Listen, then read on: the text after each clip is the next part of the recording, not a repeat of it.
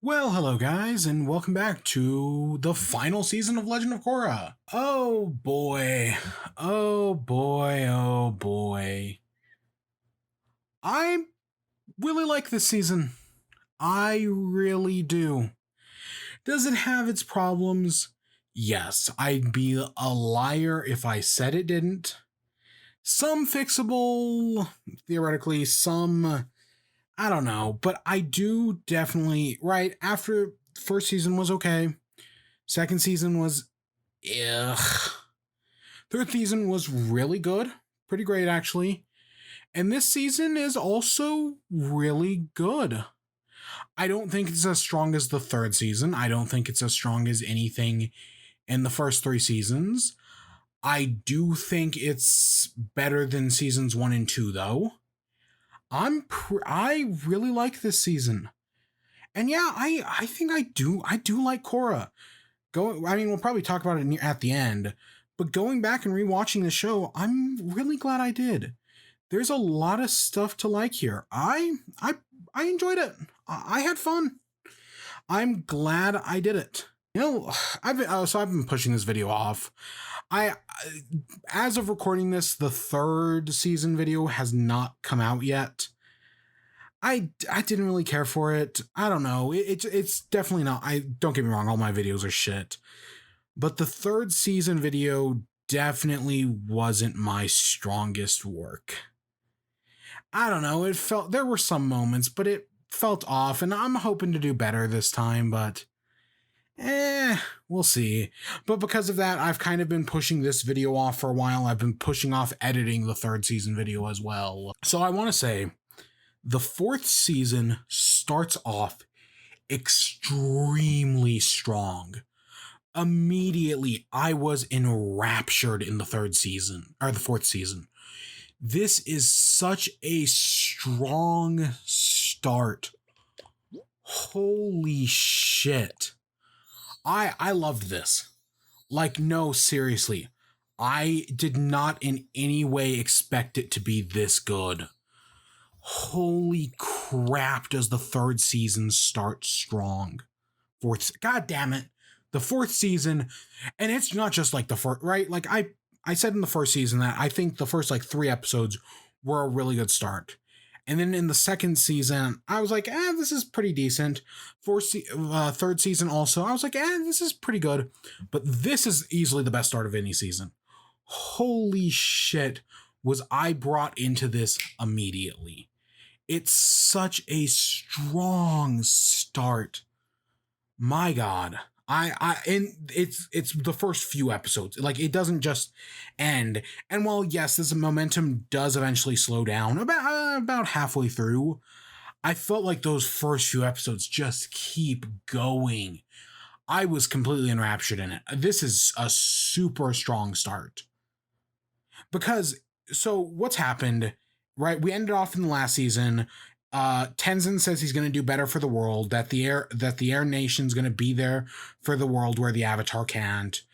The Earth Kingdom is in disarray because it's basically been destroyed. What Zahir did by killing the Earth Queen has basically thrown the Earth Kingdom into disarray, and Korra is crippled both mentally and physically.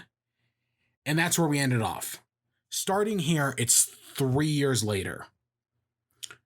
And we're seeing, right, they're trying to put the world back together. And how does the world run without an avatar? Really strong questions.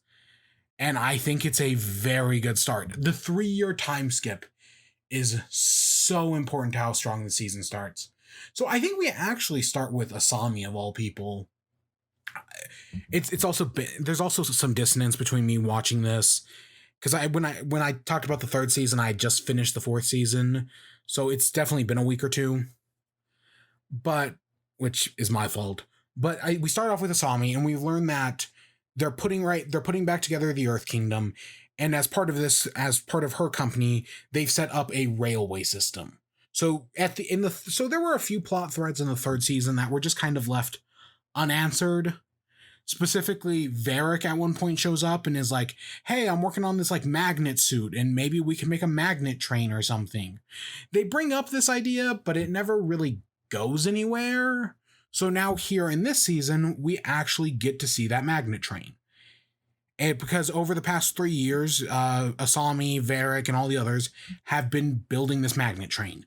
So now, theoretically, all the different regions of the Earth Kingdom are connected. Okay, I mean, you know what? I could buy a magnet train. I mean, I bought a Metal City last season. I was okay with the robots. I didn't love the robots. I was okay with the robots. And we will talk about the robots. Oh boy, will we talk about the robots this season. But in the first season I was willing to put up with them, and I'm willing to put up with a magnet train. You know what? Sure, this is a world where metal benders exist. Magnets are totally a thing. You know what? I'll buy, especially if they have robots, I'll buy that there's a magnet train. And then we learn about Kuvira. So, right, since the Earth Kingdom has fallen into disarray, someone had to go in and put it back together. And that's where Kuvira stepped in. Because I think at first we go to a village, because we learn what Tenzin's doing.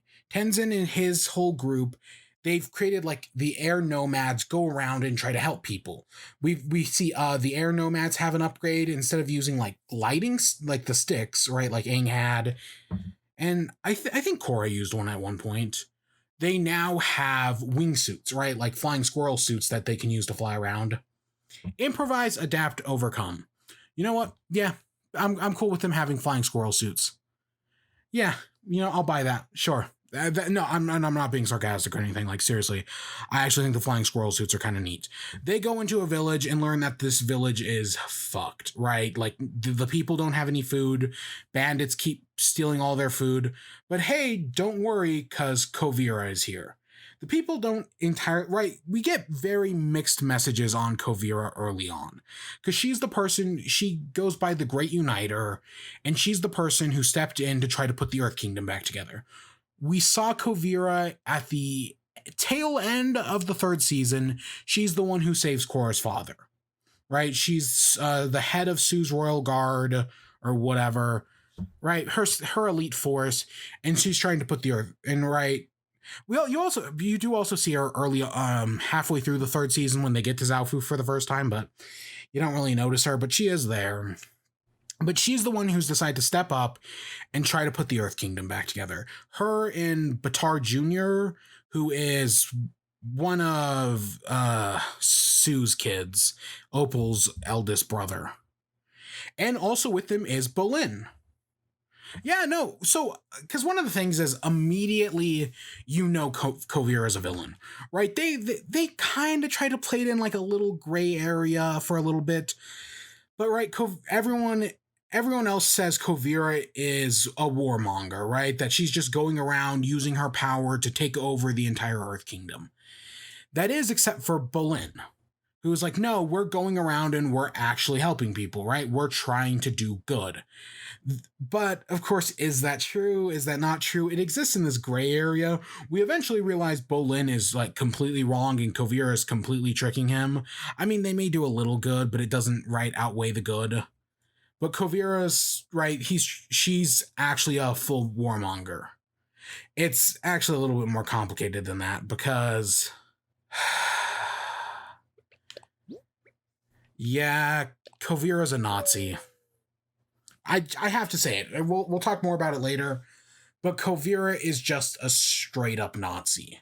They kind of early on here, right? They kind of like, oh, is she not right? She's doing good for her people, but she's also, right? They talk about how she forces people into, like, she wants the area for its resources and she's going around conquering. They kind of toe this gray area of like what's going on with Kuvira, but she's a Nazi. Let's just be real here. Yeah. But at this moment, Bolin is convinced that no, Kuvira's good, right? They're doing good to the Earth Kingdom.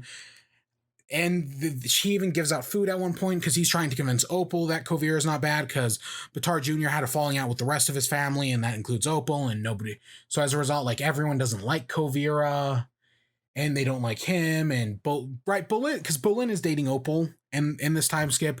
They started dating. Also, the other guy, the other airbender, the kid is dating Janora, but that never comes up in the plot again. Whereas Opal and Bolin are more central. But yeah, so the head of this territory doesn't want to give up his village and his area to Kuvira. Because as he claims, she's just in it for the gems. Right? This is, or it's like an area of like rare metals and rare gems and whatnot. That's all she wants it for. Right? And he doesn't buy, he knows what happens to villages.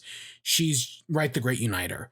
Eventually they try to convince Kuvira to give them like 24 hours, right? Oh, we'll leave, we'll go to the border of the territory, we'll give you 24 hours to decide. So Opal and the others try to go and get food, get supplies from nearby villages. They're able to get it, and they take it back on, I think is it called Droopy, or is it called, it's Juicy, which is like a snotty flying bison. Okay, sure. And as they're taking it back, they get attacked by raiders who are in a plane, right? More people have planes. My big takeaway from this scene, though, is not planes, but it's that people know how to fight airbenders. One of the things that you see in the first season, and Aang even points this out in like the first or second episode, is that because airbenders have been extinct for 100 years, nobody knows how to fight airbenders anymore. Right? Because of that, they kind of always have the advantage. More or less. And that's been true of this show as well, right? Airbender, nobody expects the airbender because there's only 5 of them. But now that the air nomads have returned because of the results of the 3rd season, and airbenders have been around for 3 years, people have learned to fight airbenders. It's a small detail, but but I like it so much. That's very important that people now know how to fight airbenders. I like the plane. It's a small scene, but I liked it. They get back to the village because they fail, right? The raiders get all of the supplies they were going to bring back, so they have failed, and the village has to give themselves up to Kuvira. Bolin's still trying to convince everyone that, nah, don't worry about it, right? This isn't a bad thing. We're here to do some good, right? Kuvira is here for, right, good. Yeah, there's all these nasty rumors about her, but hey, we're handing out food and whatnot, right? People will be good. These people now have support of our army and everything. Also, there's a scene with Kuvira, because, right, it's very early on established that she's evil. And as part of this, there's also a scene of, like, where her train gets attacked by bandits. I think this happened earlier on this definitely happened earlier on in the episode. But she gets attacked by all these bandits. She goes out and defeats them single-handedly. This is just a cheap way to show that Kuvira is, like, strong, right? Like, she's not someone to be trifled with. She's an extremely strong metal bender, and she's able to single-handedly take down all of these bandits. She straps them to the train tracks and basically gives them an ultimatum. Either join her army or stay here and get hit by the next train. Again, immediately we know Kuvira is a villain. There's no disguising it, right? Like, the seasons previously have played a little gray with things. Okay, the first season did, let's be honest here. The second and third seasons didn't. Not like the third season needed to be, honestly. Well, okay. It does bring up the question, does Kuvira know she's a villain? Does she know she's a Nazi? Based on what happens later on, I'm going to say yes. But but she also does think of herself as the hero. Right? Like, I said about Unalaq, that Unalaq knows he's not the hero. Amon thinks that bending is the problem. Zahir, right, he was the anarchist. He thought he was doing what's best. Kuvira thinks she's doing what's best. Right? I don't know what to say about the Fire Lord. I mean, I think he's just evil. He's a big bad guy. There's really not that much complexity to him. He's just a horrible person, and that's fine, honestly. Like, I don't think the Fire Lord thinks he's a good person. Yeah, I don't think so, but definitely one of the things with Korra villains, except for Unalaq, I guess, because, I don't know, Unalaq's just a poor man's Fire Lord, but definitely Amon and the other two, Zahir and Kuvira, they think they're the heroes. They think they're doing what's best. And we'll get back to that with Kuvira. There's a lot of stuff we'll be getting back to, because a lot of stuff comes cyclical here. Back in Republic City, everyone's excited because Korra's supposed to show up tonight, right? It's been a while, and it's been 3 years, and Korra is supposed to show up tonight. And when the boat shows up, her father is here, Naga's here, not Korra. And the father claims that, hey, Korra has been gone for 6 months now. She claimed to have come back to Republic City, but she didn't. So then we go and we see what Korra is doing. She's somewhere in the Earth Kingdom. She's in an underground fighting arena, fighting someone else, and I think she gets her ass kicked. I think that happens here. What a almost this entire first episode doesn't have Korra, and it's a strong start. This entire first episode is enthralling. It hooked itself into me strong. Especially that ending, like, oh, Korra's been missing she's been out of the world for 3 years. She's been missing for 6 months. Holy shit. What a strong start. I was immediately bought into it. So then the next episode shows us what happened to Korra, why she's been gone, right? What's happened to her over the past 3 years, and where she's been. So let's just tackle this chronologically. So after the events that happened, she was taken up to the North Pole, or South Pole, and she cannot be healed, right? She needs to learn to walk again. She can't. And she struggles with it, because an important thing here is we see Korra broken, right? Korra has been absolutely broken, both physically and mentally. And this season is called Balance. It's all about Korra finding her balance again, because they did the thing. They gave Korra PTSD. Now, I know in the modern context, giving a character PTSD, especially in a kids show, has actually become somewhat common. Like, I feel like more and more shows are doing this, and I'm not against it at all. I do love the idea of a character having these big things happen to them, and then having to deal with the psychological fallout of these events. That's a big deal, right? And it makes these I think it's good. I'm sure some people have complained about it. Oh, kids are too young. Oh, they don't know how to handle this stuff. Fuck off. Kids are as mature, right? Kids can be mature. They can handle this stuff. But I'm fine with it, especially after everything that happened. But the reason I'm saying all this is because I don't have any proof of this, but Korra is like I think one of the first modern shows to do this. It may not be the first, but I definitely, looking back, this is the first show I can think of that, in the modern era, so the past decade, that gave their main character, PTSD that they have to work through for an entire season. Yes, did Aang have those struggles as well? Yes. But this is Korra directly dealing with PTSD. And yeah, I do kind of credit the show for kicking off that modern trend of PTSD. And I think it's handled really well here. I'm not an expert. I don't know everything. There are some details I really like, and we will point them out. But yeah, I do credit Korra with starting this whole modern kids show trope, or at least repopularizing it or whatever, because I can definitely think of a lot of shows in Korra's wake that have done it. A few. But for the moment, Korra she's in the South Pole and she's just trying to heal. And she's struggling to learn to walk again, and we get scenes of her and Katara as Korra tries to learn to walk. And yeah, Korra struggles, but as I've said throughout this entire series, over the past 4 hours, Korra changes as a character. Korra, right? A lot of people complain about angry Korra, right? The abrasive Korra. And I get those complaints, but watching these scenes, you can just see how Korra is so different. There's a the episode Remembrance kind of goes into this, but you can definitely see how much Korra has changed over the show.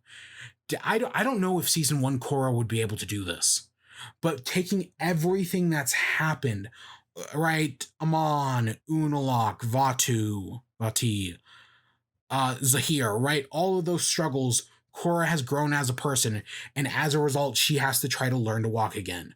Does she get angry and yell at Katara at one point? Yes. But it's also totally within her character. These whole scenes of Korra learning to walk again are really well done, in my opinion, because I also like that she never uses her bending. Right? I've praised Toph and the lady in the 3rd season who, right, took their disability and used their bending to do more, right? To become more than what they were. And, right, that's one of the great things about this show. But I'm really happy that in this moment, Korra, like, she's not using air bending or earth bending or water bending to regain functionality over her legs. She has to do it on her own. She has to actively do physical therapy because they were originally expecting it to take, what, like 3 months? And it takes well over a year, if not longer, for it to happen. That's so important. It makes everything so much stronger. Yeah, they could totally write this out with bending, but they don't. They actively work through it. They right, as if it was real, right? As if this was a real person. They go through the actual struggles of it. They show her taking, right, one step, then another, only focusing on the next moment as you just try to keep moving forward. It's all so well done. And yeah, eventually she's able to walk again. And now that she can walk, she's ready to go back out there, get into the world, be the people's avatar. Because it's been a while. All of her friends are writing to her. She's not really writing back. I mean, she does write back to Asami, but yeah. Tenzin shows up at one point and she's like, she wants to show Tenzin like how much she's ready to go again, how she started practicing her bending again. And she fails. Again, it doesn't happen overnight. It's good for a character to fail. I'm glad Korra fails. But after 2.5 years, she's decided she's stagnated and decides to go back to Republic City. Again, I actually do think that makes sense. Right? Yeah, sure. After a while, she thinks that, oh, she needs help from the other people in her life. Which, yeah, right, she's got her parents. But a good support structure is also very important. And she thinks she can find it in her friend. But when she goes back to Republic City, she sees, right? So right now, everything up to this point has been more physical, right? Her, right, struggling to get back into the world, her learning to walk again. It's from here that we start dealing with the psychological. She starts seeing basically herself in chains from where she left out, right, with the one giant chain around her arm, where she was at the end of the 3rd season, right before Zahir almost killed her. And she keeps reliving that moment. This is the PTSD. She tries to go back to Republic City, but she can't do it. So with that, she goes around, she starts learning, she starts training, not like not like the first few seasons of Avatar. No, this is more just her going out, right? And no matter where she goes, she's being chased by this, let's call it a reflection. This reflection of herself. It's, right, it's a physical manifestation of her PTSD. Eventually, right after seeing it around for a while, she eventually chases it to this fighting arena, hoping to learn something. She learns nothing. She also, after leaving Republic City, she cuts her hair. Yeah, because she has a moment where she stops at this one place where there's a photo of Aang doing the spinning ball thing. That's a really cute moment. But she gets her picture taken there. And then she goes to stop some robbers, but she can't. And it's like, hey, are you even the Avatar? So this is where she cuts her hair. Yeah. I have as a joke, because I have very long hair, right? I know in here it's represented as a ponytail, but I have considered just like taking my hair, which is very long, and just doing that with it. I have considered that because of COVID, None of the haircut places are open, none of the barber shops or anything. So I can't do shit with my hair. And it probably should have been cut a long time ago. And I'm at the point where I'm just like, "Oh, I should do that." Not because it'll look good, but because I'm tired of it the way it is. It's so long.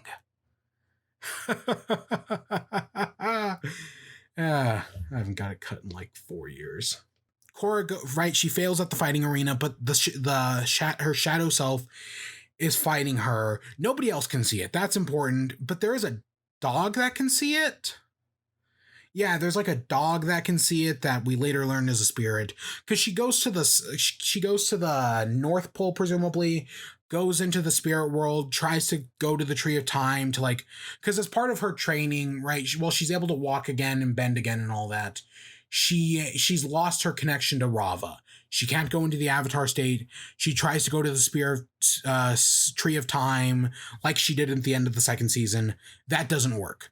Because a very important... So, at the end of the first season, right, Korra loses her bending. And then it immediately gets resolved. This show has learned.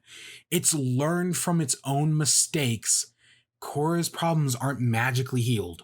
What worked in the past doesn't work now. And you know what? God, this is going back to me bitching about the second season again. You know, you could have still had Korra, right? I still think it's a bad idea to get rid of all the previous avatars, but they could have, right, put them back. But then after the poison happens, she loses access to them again. Right? Like that would have been right, as part of it, she's trying to figure out her way in the world. She tries to commune with the previous avatars or Rava or whatever, and she can't do that. That would be a big fucking deal. But no, instead they just got rid of all... God, I still hate the second season. That one moment just pisses me off still. Because I do actually think it is stronger that she's trying to figure it out on her own. Is that the right approach? Is that a good approach for everybody? No, everybody works differently. Everybody heals differently. But for Korra, this is what she thinks is right. But right, a dog can see this evil, the mirror Korra, so she goes chasing after it into the swamp. She goes and follows the dog. In the swamp, she finds out, hey, the dog is actually a spirit, because spirits offered to help her at the Tree of Time and she turned them down, but the spirit's now here to help her. They go around the swamp. I think she also fights her mirror self again at this point and eventually runs into Toph. I am so glad they brought back Toph. Toph was my favorite in the original show. I still think she's great, and I'm so glad they brought her back. Right? Like, because a lot of one of people's complaints with the show, and they're not wrong, like, I do think it's probably a actual problem, is that, right, this is the next generation, right? The next generation of Avatar. But people like seeing their old favorites. They like seeing their old favorite characters and, like, how they grew up. But Korra doesn't really do that. I mean, yes, Aang has passed away, so we can't get him, but we have Tenzin instead, and he's, I don't know, sadly as close as we're gonna get. It's just the truth. But Katara is here, but she doesn't really get much time. Like, they don't really... The most time Katara gets is in this episode, when she's helping Korra heal. Other than that, yeah, there's a few moments in the first and second season, but it's really not that much, and it kinda sucks. And then Sokka's dead because... And we don't learn about any of his kids. Did he have kids? We don't even know. We never find out, and that's kind of a disappointment. Right? Did he have kids with Suki? I think there was something about Toph, but it was stupid. Right? But we don't get any of him. Zuko did do something pretty... he talked to Korra last season, and a scene that I really enjoyed. But other than that, Zuko hasn't really done anything. I mean, we do get some more time with his daughter in this season. We get a little bit. It's probably like 2 minutes at most. But it's something. I know people were excited to see Zuko's daughter, and hey, we got a little bit. And that just leaves Toph, who out of all of our here 5-man band from the original show, Team Avatar, Toph gets the most time. She basically gets more or less like 2+ episodes. And that's really cool. It's really cool to see more of Toph. Right? I'm totally down for that. She's still my favorite. And even seeing her as a grumpy old lady, it's like, yep, I can see, because there's this idea of like, oh, stories, and you have the character in their prime time, and then you have the characters in downtime. And I can actually track Toph's downtime. I know some people like have problems with like, oh, Aang defeated the Fire Lord, and then what? He founded Republic City, and that was it, right? Katara, right? She helped, and then she became a waterbender in the South and a healer. That's really it. But Toph, right? She became the chief of police. She eventually had to quit because of her daughter, and then she went and bumbled around the world for a while, and eventually settled in the swamp. I can buy that. I could buy her being a grumpy old lady. I like her thing with the swamp, how the swamp connects to every part of the world, right? That the swamp is connected to the entire world, and through the swamp, they can see the rest of the world. I really like that, because Toph basically becomes our mentor for the next like episode and a half, and it's really refreshing, actually. I'm really I'm really glad to see, because yeah, Tenzin was kind of hard on Korra, and we didn't really get much of Unalaq because he was a villain, and he was a badly written one at that. But we actually do get some time with Toph as a mentor, and it's really cool. Like, it's cool to see that even however old she is, she still kicks Korra's ass. I know Korra's not in her prime, but that's still really cool. It's cool to see them, right? It's cool to see Toph kick Korra's ass. And it's like, no matter whether you're the new Avatar or the old Avatar, you're still the Avatar, and I'm still the best Earthbender ever. Oh God, there's one moment where she's like, oh, Lin and Sue never were really that good of metal benders. Fucking great. God damn, Toph is still my favorite.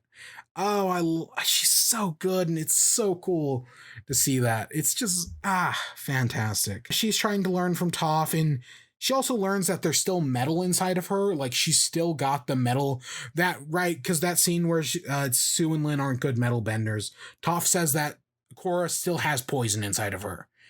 And Toph tries to take it out, but Korra's resisting. And there's a great thing about like, oh, maybe you want the poison in you, because if you have the poison in you, it's a good excuse for you not to be the Avatar. I mean, well, yes. On one hand, right, things like PTSD, anxiety, and depression are real things. They are real mental issues. And right, go see a therapist. That's very important. Deal with your problems. You are loved. But we do also see this. They're not correlated in any way, shape, or form. But I mean, I've probably done this. Use some sort of excuse. I can think of the main one. Oops, wrong one. I can think of the main one as an excuse not to do something. And right, just to like, oh, it's easier just not to do it. It's easier to use it as an excuse. Yeah, yeah. I mean, it's not a universal thing. I have to stress that. But yeah, I mean, so yeah, Toph refuses, right? Because Korra's resisting. Toph refuses to take the metal poison out of her. So now Korra's gonna have to figure it out for herself. We go back to Republic City, and we learn. I think we get introduced to Prince Wu in the first episode, and he's. I've said in previous episodes for seasons 1, 2, and 3 that, or at least in seasons 1 and 2, that I forgot a lot of things about season 4. There were a few moments I remember. I remembered Toph. I remembered the ending. I remembered the robot. I completely forgot about this Prince character, Prince Wu. Nope, I didn't even remember him. And yeah, he's kind of annoying. He's he's the Earth Queen's daughter, and he's supposed to be the next king of the Earth Kingdom, but he's some rich kid who's annoying as hell. Mako's his personal bodyguard, and I kind of hate him. All right, he's not a bad person. He's just ignorant and annoying and stupid. So when his coronation comes and Kuvira steps up and is like, no, I'm not handing over. I was the one who united the Earth Kingdom, not him. I'm not handing over my empire to this idiot. I kind of agree. I mean, that doesn't change the fact that, yes, Kuvira's a Nazi. Because when she goes up, she crushes the metal and is like, anyone who fucks with the Earth Empire will be destroyed. She's still a Nazi. Mako, right? Bolin doesn't think she is. Bolin thinks she's doing what's best for the Empire, that they are going around, they're helping people. He's been with her for, I want to say almost 2 years now. He's been helping out for a while now. And him and Mako get in a fight because Mako is right. He's the personal bodyguard of the prince. He hates the prince, but hey, it's his fucking job. And he does, like, the prince wants to take him back to Ba Sing Se because their whole plan for the prince is he'll just be like a figurehead, kind of like the prince in the Earth King in the original show was more. Technically, he had power, but he was more or less a figurehead for the head of the Dai Li, right? And their plan for the Earth King is just to send in a bunch of like advisors who will basically take care of everything. All right, because the Earth King's dumb. But yeah, Mako and Bolin get in a fight, and they decide to go their separate ways with Bolin still believing in Kuvira and that they are going out to help.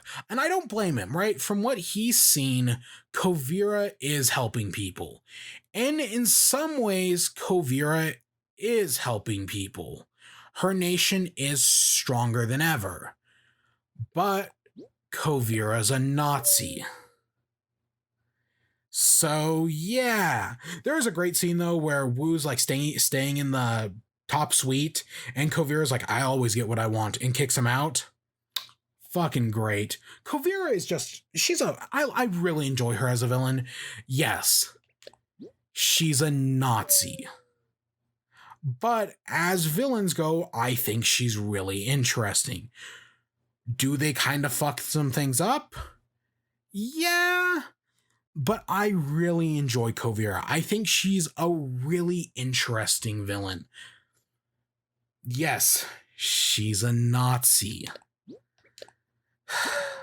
But I think she's really well done. One of the it's Zelda Williams who voice acts her, who does a fucking fantastic job. Oh my god, what a perfect voice actor. Holy shit, she does amazing. And I did not know that until I looked it up. But fantastic job.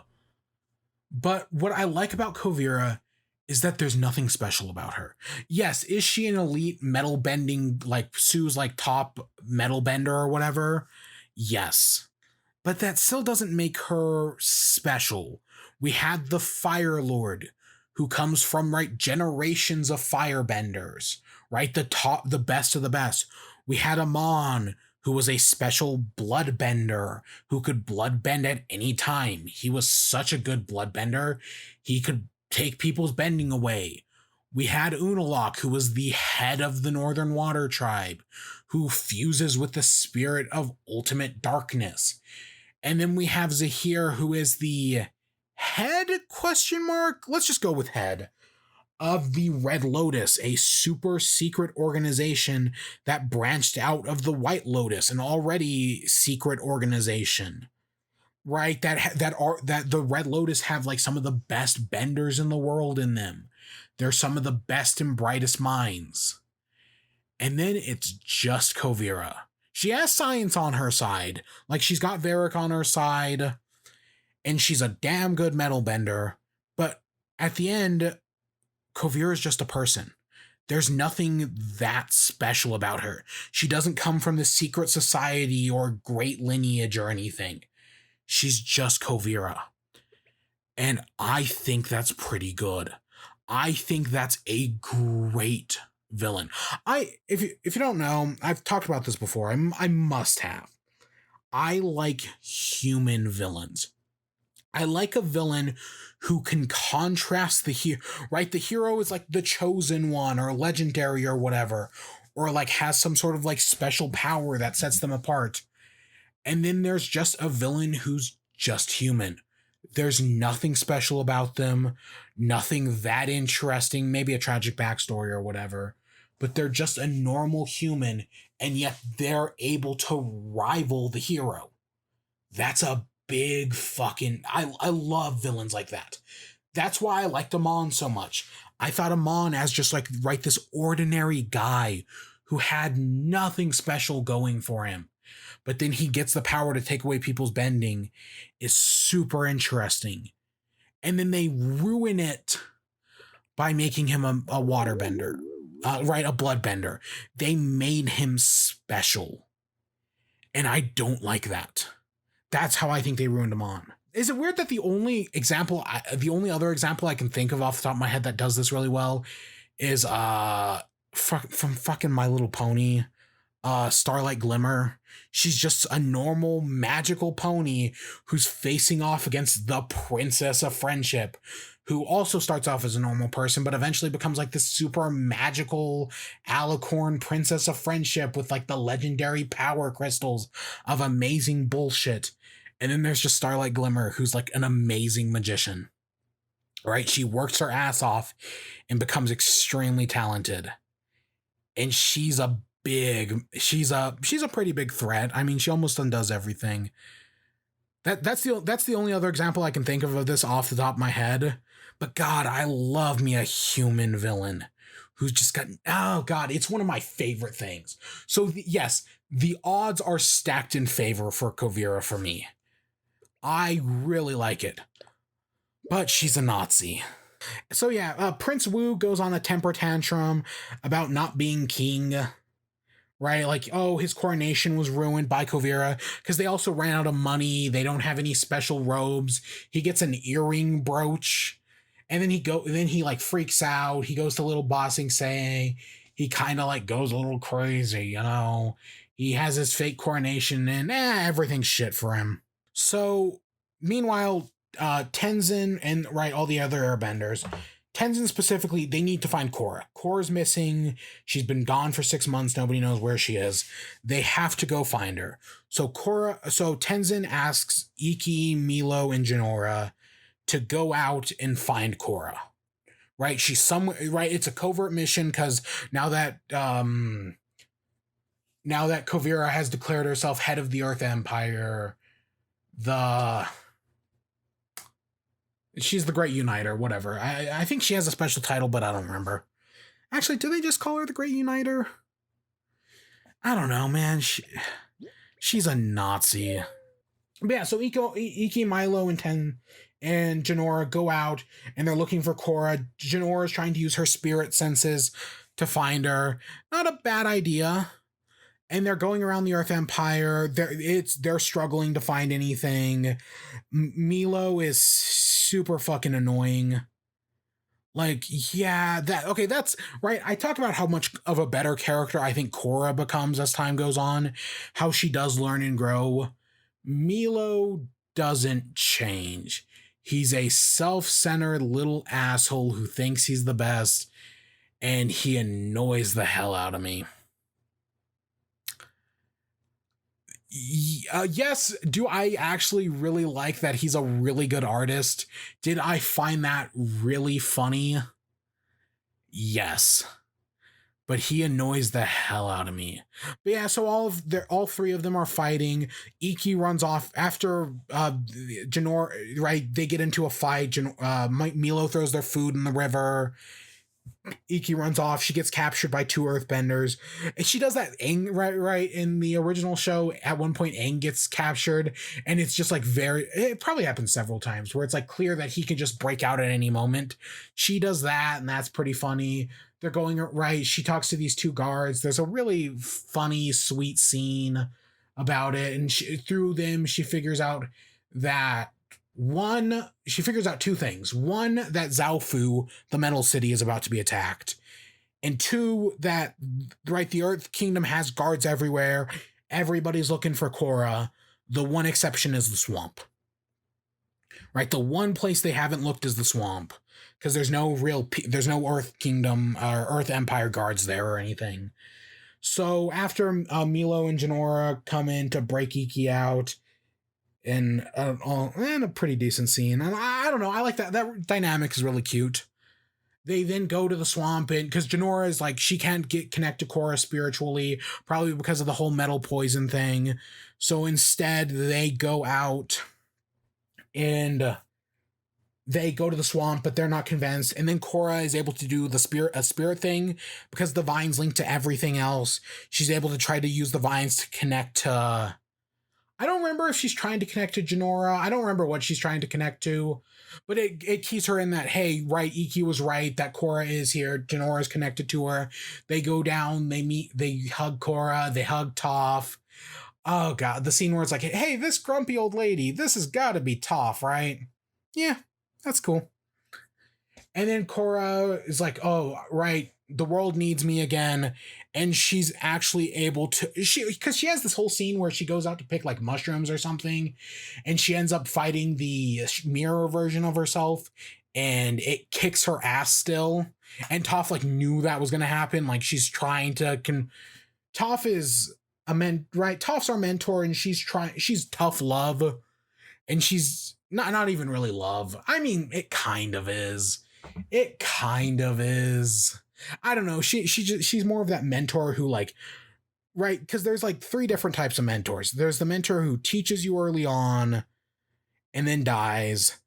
There's the mentor who, right, teaches you. What is it? There's the mentor who teaches you early on, but the student quickly outpaces. The mentor who helps you out early on, but then kicks your ass. But then dies. There's the mentor who can kick your ass no matter where you are. No matter how strong you get, the mentor will always be better. And then there's the mentor who shows up halfway through. I know Toph technically falls into the 4th category of the mentor who shows up halfway through, but she's still the mentor who can kick your ass at any time, no matter how strong you are.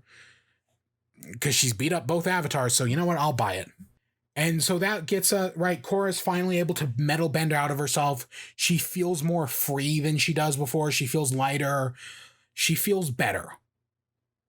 Right? She's healed. She's healed physically. She's still not in her prime, but she's definitely better. She's not, but we'll get to that. We'll get to that next time, or in an episode or 2. Still in the same video.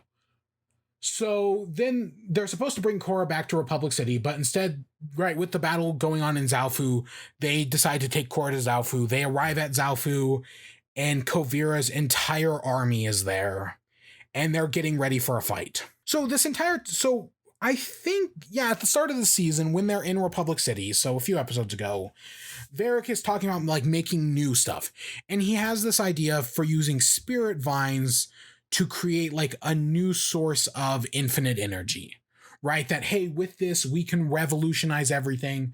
We can now have clean, infinite energy. So he starts working on this experiment, and it completely backfires and blows up in his face. And it almost kills him and Zhu Li, and it blows a massive hole in the train. And Varrick is still fucking hilarious.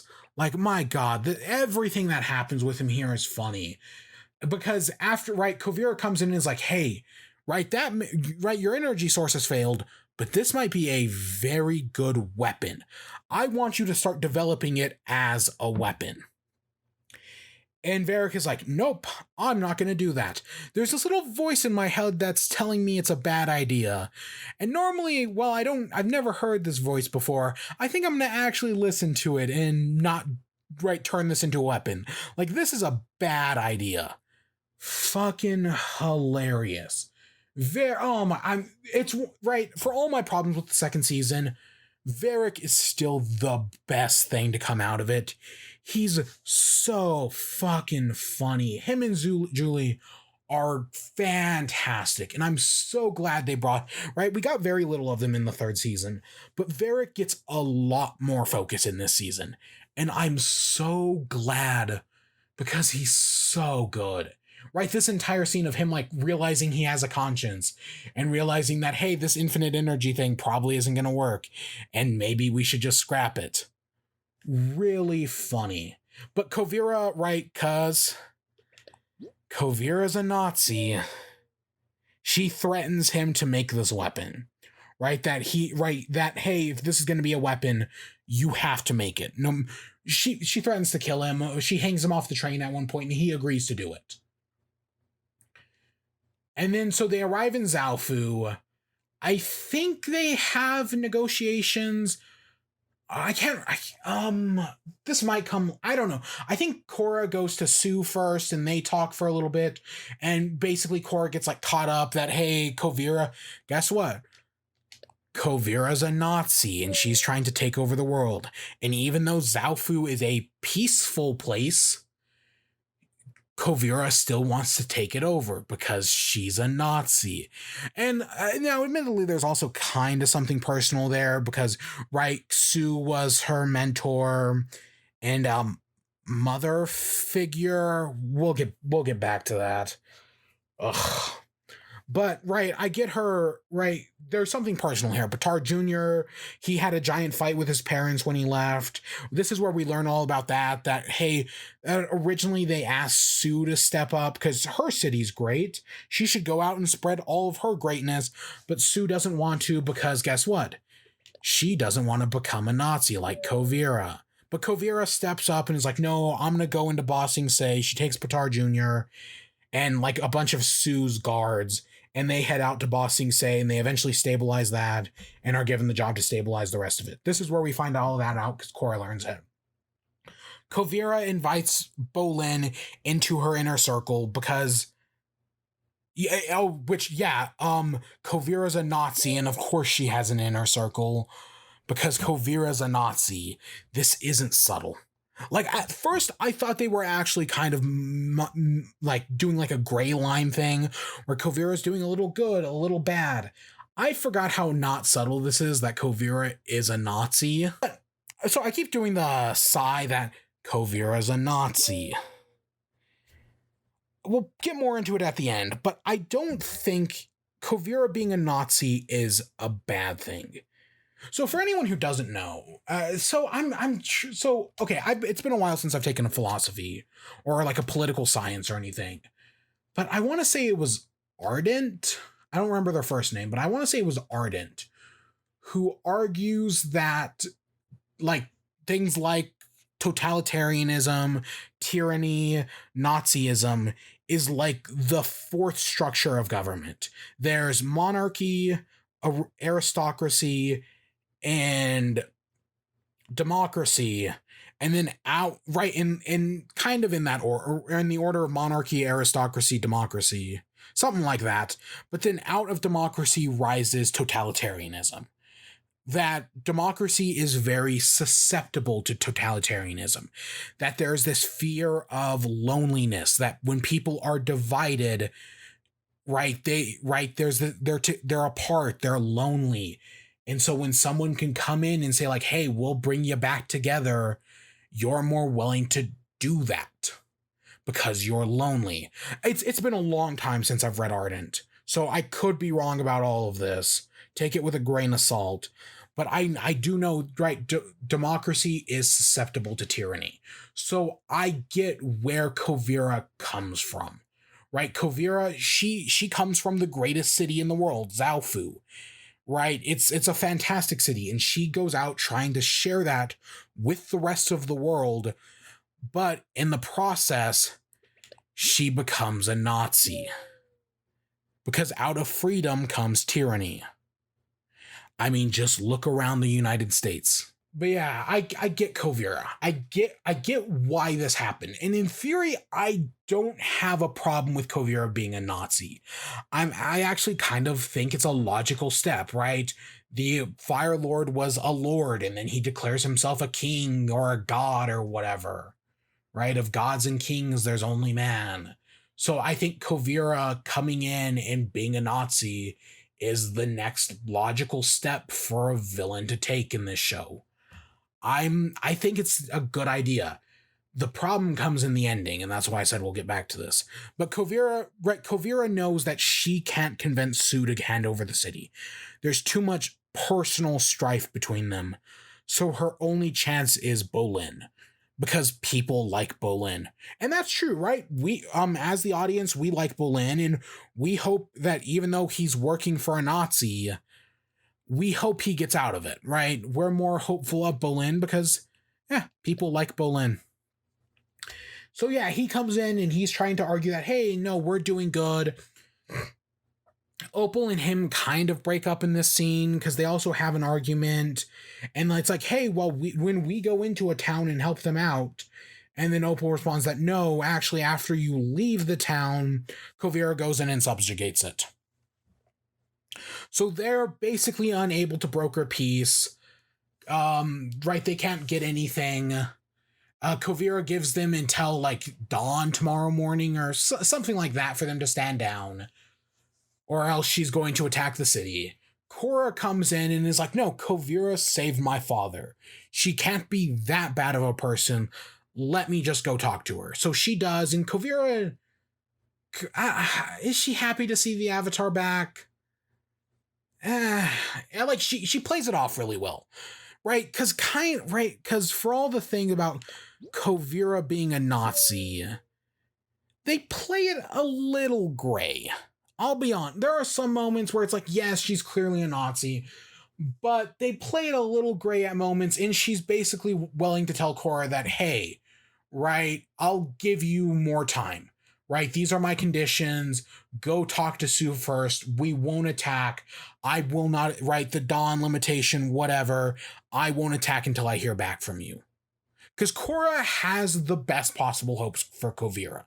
And I understand that, right? Especially after what happened, they share this sort of personal connection because Kuvira saved her father. But she goes to talk to Sue, and Sue and the twins have gone on like a secret ninja mission to go attack Kuvira. Before this, Bolin finds out that they're putting people, right, that basically everything Opal said is true, and that they are putting people into prison camps. Right, he learns that no, Kuvira is not a good person. She tries to threaten him. I want to say, but yeah, okay, so all that happens, right? So Kuvira is not a good person. So while all that's going on, I'm throwing everything out of order here. But so Varric's been attempted to murder, Bolin's been attempted murder, and so the two of them talk to each other and are like, hey, guess what? Kuvira's a Nazi. Let's get out of here. They never use the word Nazi, but she's a Nazi. Come on. I mean, inner circle. They also find out that she, because Bolin finds out that they're putting people into re-education camps that are basically concentration camps. And we'll find out later on in like an episode or two that the people in these re-education camps are water and firebenders. That Kuvira is trying to keep the Earth Kingdom pure-blooded, like pure Earth Kingdom citizen, and as a result is getting rid of all the water and firebenders, because yes, Kuvira is a Nazi. We'll talk about it when we get to that point. But yeah, so the three, Varric, Bolin, and Zuli try to run away. They sneak away in robot suits. They eventually get caught. Kuvira goes to send them to like re-education camps or whatever, except for Varric. But then Julie betrays them and is like, no, Varric's an idiot who got himself captured. He's a fool. But I pledge to you, Great Uniter. I like that moment. But right, they're keeping Bolin. They take them on a train out because they want Bolin and Varric to finish the super weapon. But yeah, so Kuvira gets attacked because Sue and the twins try to bust in and attack her, right? End this once and for all, but it's actually Julie, and the entire thing was a setup, and Kuvira has captured Sue. The next morning, they come out, right? Kuvira basically tells the people of Zaofu that, hey, guess what? We have your leader, surrender now. Her and Korra get into a fight because everyone is telling Korra that, hey, you have to end this. And yeah, So we get a fight scene between Kuvira and Korra, because Korra decides to do this just one-on-one. If Korra wins, Kuvira will back down and leave with her and leave. I think she'll also, like, you're right, she'll let go of Sue and all of them as well. And we get a fight scene between Kuvira and Korra, and I liked it. I mean, Korra gets her ass kicked until she goes into the Avatar state, but right, it shows us that Kuvira, right, like I said, she's a talented metal bender, but she's worked for it. And yes, Korra's not in her prime, because the second she goes into the Avatar state, she starts kicking Kuvira's ass. But it's a good fight. I like how the others are like considering stepping in, but they decide not to. Right, Korra tells them not to. She's got this. And then Korra goes into the Avatar state, starts beating up Kuvira, but right before she can deliver the finishing blow, she sees her mirror image on Kuvira's face. What? Yes. Fuck yes. Oh my god. It would have been so easy for them, right, to just say that, hey, once Korra pulls the metal, right, the poison out of her system, she's healed. Her PTSD is over. Everything's good for her. But no, they don't play it like that. Instead, once everything's happened, she thinks she's better. She's in the Avatar state. She's connected back with Rava. Yeah, Rava. And she still is suffering from PTSD. This isn't something that just goes away that simple. She thinks it is, but it isn't. So the moment when she sees her face on Kuvira and she can't do it and she backs down, fucking great. Because it's right, like, it sends this greater message that there is no one all solution for this. She can't just get rid of the poison. That doesn't fix her. She's still mentally broken. I love it. Fucking great. Kuvira is able to turn the tides, and almost, I mean, I know people have speculated that, hey, if Kuvira wins this fight, she was going to kill Korra to make the next Avatar an Earthbender to spawn in her Earth Empire, and then she was going to indoctrinate it because, hey, guess what? Kuvira is a Nazi. I know people have speculated that and actually think it would be an interesting idea for a show, and I don't know, I could kind of see it. But that's not what happens, because Jinora and Opal break Korra out. They escape on one of the flying bisons. Right, Opal, I think all of right, the city gets captured. They can't save Sue or any of the others. And I think the three of them and the kids run off. Right, they've lost to Kuvira. Kuvira goes in and takes over the city. There is no implied battle. I'm assuming that after Korra loses, they just surrender. Kuvira asks them to all bow down. Everyone does except for Sue's family, right? Her husband and her kids. Right? Because again, Kuvira's a Nazi. And Baatar Jr. gets really mad. They get taken away. But hey, Kuvira has now united her Earth Empire. But of course, it's not that simple. It never is. So Korra and all the other airbenders flee back to Republic City. We get a reunion between her and Tenzin. We get a reunion between Korra, Asami, and Mako. It's really sweet. There's the Earth Prince is hitting on Korra. I don't know. I think it's pretty funny. Or not, right. I don't know. I'm happy to see Team Avatar back together again. Like, that's really cute, and it's good to see them again. Right, all that I'm totally down for. Yes, right, like, because there was in an earlier episode, Asami goes to meet her father. Right, in the first season, he gets arrested at the end of it, and he's been sending her letters trying to apologize. And she's not, right, she's like, no, stop contacting me. And then she goes out and she realizes that, no, she actually does still kind of love her father, even though he did a terrible thing, and she doesn't want to be without him. So right, and that happens in the background of like one of the bigger episodes. right? That happens at some point. So, right, but now they're all back. The prince gets kidnapped, so they have to go chasing after him. And we get a little Team Avatar back together again. Because right before it all happens, they're like fighting because Korra doesn't think that Asami should be reconnecting with her father because he was a terrible person, and they get into an argument.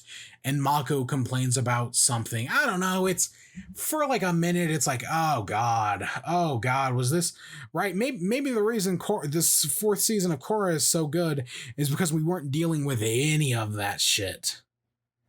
Right? The reason the season starts off so fucking strong. Those first 6 episodes are amazing.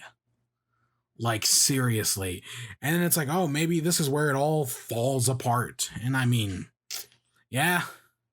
I mean, this isn't where Korra falls. Again, I still think the 4th season is really good. But right, the first 6 episodes are strong. The last 7 are they're okay. Whatever. But yeah, so they have to go chasing after the prince, and Korra uses the spirit vine thing to find him. They go to the train station. They find him packed away in a suit of luggage. They're able to save him, and then they all make up. But yeah, we get a little bit of like, hey, look, it's classic Team Avatar. You know those 2 seasons you kind of hated? Hey, let's go back to that. It doesn't last long, and it's not that bad because they have a little fight, but they all make up in the end. You know what? Sure, whatever. On the other side, we see what Varrick is doing. Varrick and Bolin.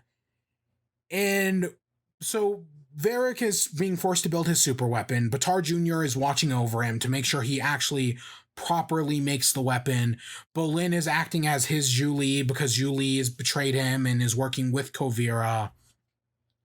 So he starts making the new weapon, and then Varrick reveals that no, he didn't make a weapon, he built a bomb, and he's gonna blow them all up unless they let him go. Holy shit. God, I love this entire scene, because Bolin's like, wait, I thought you were bluffing with the bomb. He's not bluffing. It's really fun. It's a really funny scene, and it does work, because he puts a timer on the bomb, but then he's like, what if they try to, like, break it? So I might as well just make a remote detonator, but I've already made the timer, so I might as well just leave it in there just in case. Fucking Varrick, man. He's so good. And I'm so glad, right? Because he was kind of a villain in the second season. Yes. I mean, he starts out helping them, but then he eventually betrays them, and because he wants to get the war with the South started, or get Republic City involved in the war. But in this one, he's gone full-on hero, and God, it's so good to see him. They believe he's not bluffing, so they detach the car, and the car, right, as the other half of the train keeps moving forward, they stay behind, and Varrick's like, I'm at peace, we stopped Kuvira from getting the super weapon, I'm ready to die. Moon's like, no, fuck that shit. No, I still have so much ahead of me, right? Especially because Varrick's also said that Zhu Li betrayed him, and he's ready to blow himself up. So what Bolin does is there's like a hatch at the bottom of the car, and they jump through that and tunnel way down below into the earth below, so that way they can get out of the blast radius, and the bomb blows up the train car and a bunch of the track, and it's like, oh, well, I guess Varrick wasn't bluffing. He actually did make a bomb. So Baatar Jr. thinks he's dead and goes back to Kuvira and is like, yes, right, Varrick betrayed us, but don't worry, I know how to build the super weapon, and Zhu Li is going to help me. So they go off to actually build the super weapon, and Varrick and Bolin are alive. Yeah. I'm so glad they didn't kill them. So Varrick and Bolin are trying to get back to Republic City because they know that Kuvira is probably going to actually build the super weapon. They know everything that's going on. They're going back to tell Republic City about the super weapon and everything, and what Kuvira is planning and what's actually going on. So they start making their way across their way to Republic City. They get captured, and they get put in a trap. Because this is where we find out everything about the concentration camps, because Kuvira's a Nazi. And they run into a bunch of people who were from one of these concentration camps, a bunch of water and firebenders who Kuvira's captured and forced in there. Because, okay, so Kuvira is all about, right, nation unity, right? Creating her Earth empire. But at no point do I ever get the feeling, right? At no point do they ever address the race thing, or in this, the bending thing, right? That non-benders are blamed for all the problems in the Earth Kingdom, or I mean, fire and water benders. So so that's why they get rid of them, right? Like, part of me right? So they made Kuvira a Nazi. So part of me wonders if that's the only reason why these are here, right? These guys are fire and water benders. Is because they're right. They're like, hey, well, we want people to have escaped from the prison. Let's make them fire and water benders. Because, like, that's what a real Nazi would do. I mean, that's kind of what Amon tried to do. Even though, again, Amon's more complicated than that. Because these are concentration camps. They call them re-education camps. And, right, so I see why the water and firebenders are in there, because Kuvira's a Nazi. I don't know. It's weird. You know what, sure, I'll take it, but it feels more of like one of those things that, hey, it doesn't really make sense in the world itself, at least in my opinion, like, right, because we saw the Earth Queen in the previous season trying to recruit, right, she's got the Dai Li, but she's still trying to make an army of airbenders, so you would think Kuvira would want a bunch of water and firebenders on her side as well. Maybe if they were, because they're all water and firebenders, maybe if it was a little bit more gray, I could see that, right? If there were some non-benders in there, if it was a collection of everybody, but because it's just water and firebenders, they're clearly trying to send a specific message. But I feel like the show didn't, right? What Kuvira says doesn't set it up properly, at least what we see within the show, so I don't know. But eventually they go to a border checkpoint. They're able to get through the checkpoint because Varric is hilarious and is able to get their way through.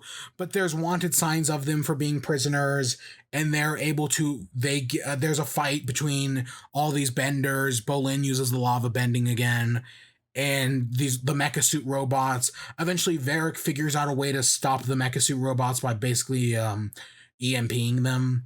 And they're all able to escape. They find a boat and start making their way towards Republic City. That leads us into Remembrance. So, while I was looking up, so there's the controversy with this show, which we'll get to at the end of this video. But while looking it up, right, while looking up like things that happened, as part of what happened in the show, its budget got cut, right? As part of the controversy and the things Nickelodeon did to this show, they cut its budget. So as a result, they had to put in a clip show episode, right?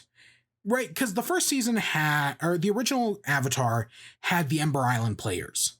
And the Ember Island Players is the best recap episode ever.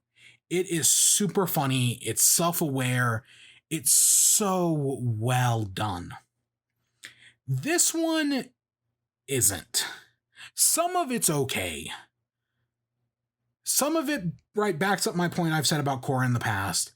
And then some of it's terrible. Because one of the things for a recap episode is, especially in the original Avatar, a recap episode was really good because everything had been building up to the battle with the Fire Lord. Right? Every season played into it. I don't think Korra needed a recap episode. Because, yes, especially with Korra's PTSD and all that jazz, especially because she keeps seeing Mon, Zahir, and Vati, right? That all plays into it. But really, Korra is more disconnected than the other shows.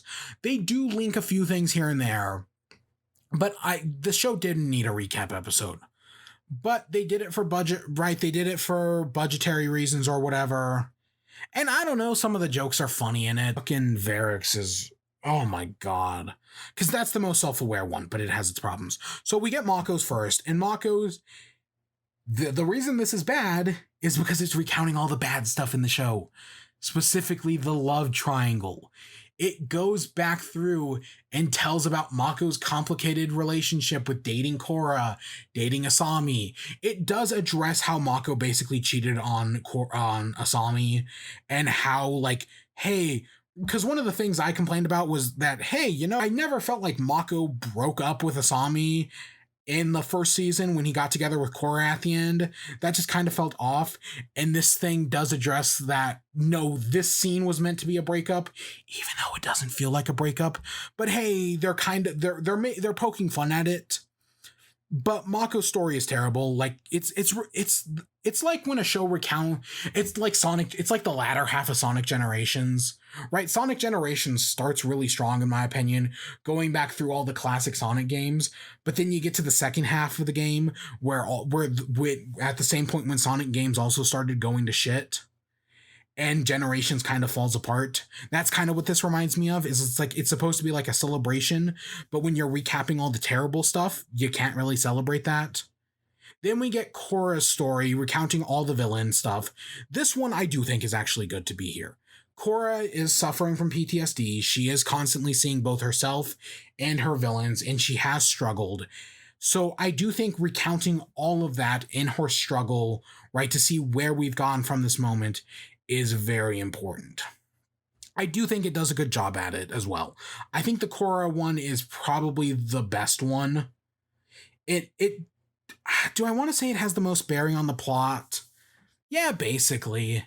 But yeah, I like, right, this scene was good, and it especially matters because, as I keep saying, right, if you don't like Korra in the first season or the second season, she does grow. She changes. She finds balance in the later seasons. And some people just don't acknowledge that. Some people only see Korra as the abrasive asshole from the first and second seasons. And I hate it. Right? I really like Korra, especially in these latter two seasons. And it sucks that other people just don't see it. But, right, this whole montage is kind of to point out that, hey, you know what? Korra has changed. Tenzin says it directly, that Korra has changed. She's found balance in some ways, right? She's definitely not the person she was. And then we get the last montage. So the montage is Varric telling the story of Bolin, right? Because he was a movie star in the second season. So what if they made another Nuktuk movie, but this time it's Bolin being the hero of the Republic City, and, right, all the great things Bolin did, while also making fun of the villains. Like, there's a point where all the villains get together on, like, a group call, and they all make fun of Unalaq for being boring and nobody likes him. It's making fun of the show, right? It's making fun of some of the stupider elements of the show. I like that, right? This is the closest we get to being the Ember Island players. Honestly, they probably, like, they could have totally done a recap episode like the Ember Island players in the style of the Nuktuk movies. I don't know how it would have worked. Probably like how they do it here. But that could have been a recap episode in and of itself. That could have gone over everything, but in this, like, hyper satirized way of, like, making fun of all the villains. Because we get this whole Legion of Doom thing with all the villains working together and whatnot. It's funny enough, right? Like, I like this. I like when the show is hypercritical of itself. The original Avatar, right, as they're flying along on Appa in the Ember Island players, they point out the Great Divide and then say, nobody wants to see that. And this one, it's like, nobody likes Unalaq. Let's not bring him into our group call, right? It's poking fun at itself, and the Varric bit definitely does it the best. The problem is, at the end, Varric, right, Bolin brings up how none of that made any sense. And Varric says, it doesn't have to make sense. It's just a story. Don't be so critical of it. Fuck off. Fuck off, man. I have said before, a show, a movie, a book, a song can never make fun of its critics. Not because, like, that's something you can't do. This isn't like satire of satire, which is equivalent to, like, dividing by zero or whatever. Even though people have definitely got away with satire of satire. It's more of nobody knows how to do it well. I don't even know if it's ever been done well. I don't think you can address critics by making fun of them, by making jokes about them, or by having putting a critic character in your show and then making fun of them, right? The M. Night Shyamalan approach in Lady in the Water, where there's the critic who eventually gets killed or whatever by the villain. I don't know. I don't really remember Lady in the Water. Godzilla, the Roland Emmerich Godzilla film, where Godzilla, where Roger and Ebert are, or Siskel and Ebert, I mean, are the mayor of the city and the sniveling assistant. And at no point in that movie does the monster ever even eat them. You just can't attack critics. It's just fucking impossible to do because nobody can do it right. No, and admittedly, this isn't big of I've seen entire other episodes of shows dedicated to it. One of my biggest rants of all time came from Rocknaldo. Someone in the description of that video said, "Hey, My Little Pony did a good episode addressing their critics. I went and found that episode, and they're wrong. Sorry, commenter whose name I don't remember. You were wrong. That episode was fucking terrible. It might have even been worse than Rocknaldo. Seriously. Oh my god. I mean, there can't, you can... Okay, there is one exception to this that I can think of. I can't name a specific episode, but the only show I've ever seen attack critics and potentially get away with it is The Amazing World of Gumball. I'm pretty sure The Amazing World of Gumball has done it, but they did it in a very clever way, and they got away with it. Because part of it was they weren't attacking critics. They were attacking themselves. That's, I think, the only way you can get away with it. Right? Like the Great Divide, making fun of the Great Divide, or making fun of Unalaq as a boring villain. That's, I think, the only way you can get away with it, is by admitting the critics were right and you fucked up. And either that, that's one way, and I don't even know if that's even attacking critics. That's attacking yourself, but in a self-referential way that admits you can grow. Or you just actually grow. You become, like Korra did with the third and fourth seasons. There was a lot of negative feedback to the first season. There was even more for the second season. And Korra learned from it, and in these third and fourth seasons became a better show. That's how you attack criticism. By growing from it. Not by attacking it, but by learning from it. Yeah, I know there's that whole idea that, hey, right, a critic or a YouTube commenter may say something that's technically right? They may have genuine criticism, like any of the bullshit I've ever said on here. But it's the way they say it that makes them wrong, right? Someone may say, Korra is a terrible character because she's abrasive. This show sucks because it spends too much time on love triangles. Both genuine complaints, at least early on, at least in the first two seasons. But if you're oh my god, Korra is the worst character ever. Oh my god, she's so abrasive. I can't believe she used the Avatar state to win a race. And then, oh my god, the love triangle is so terrible. Mako is the worst character ever written. How dare you do Mako this injustice? He's one of the greatest voice actors of all time. And now you name one of the worst characters ever after him. If you have real, genuine criticism, but say it like an asshole, people don't want to address it. I'm fucking just quoting H Bomber Guy at this point. Go watch H Bomber Guy's Ruby video. I haven't finished that video. I've only seen the first 30 minutes because part of the reason this whole show was established was I wanted to watch Ruby at some point because I wanted to see at least the first like 3 seasons before I went in and finished that video.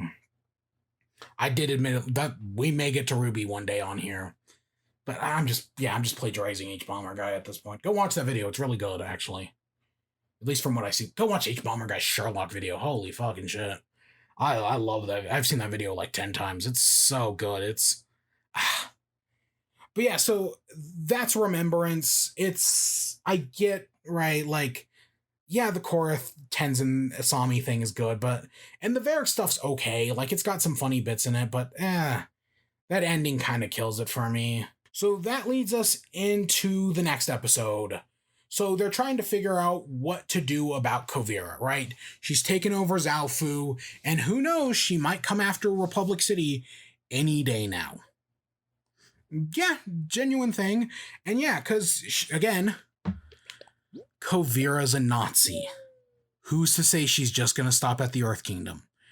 So there's a meeting between all the world leaders, Tenzin, the president of Republic City, the Fire Lord, and the Earth Prince is there. Korra is not invited because she comes in to tell them something. Oh, because the Spirit Wilds are attacking people. And Korra comes in to like tell them that, like, hey, the Spirit Wilds are attacking people or something. And then she's like, hey, why wasn't I allowed in this meeting?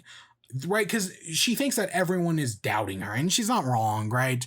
Because she lost Zaofu and everything, people don't have the highest expectations for her. They don't expect her to be fully back up to her avatar state, right? To be fully back into it. Yeah, right. Okay, genuine criticism there.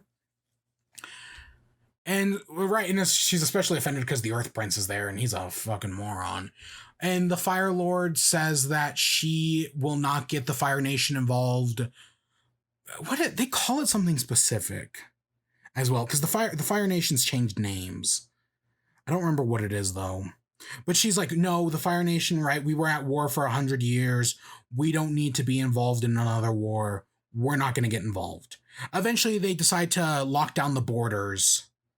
Because during this, Bolin and Varric run in. They have revealed that, no, they've switched sides, right? They tell them about Kuvira's super weapon that she's probably still that she's probably still going to be able to make, and so they decide to lock down the borders. The Fire Lord's on their side, so that's their plan for the moment, right? And Bolin tries to make up with Opal, but she doesn't forgive him for very obvious reasons. I still really like Bolin, and I mean, yes, he was working with Kuvira, who was a Nazi, but he's trying to be better, and he's trying to make it up to her, and that's the next episode. But for the moment, they've got to deal with what's in the spirit world, or what's going on with the spirit vines.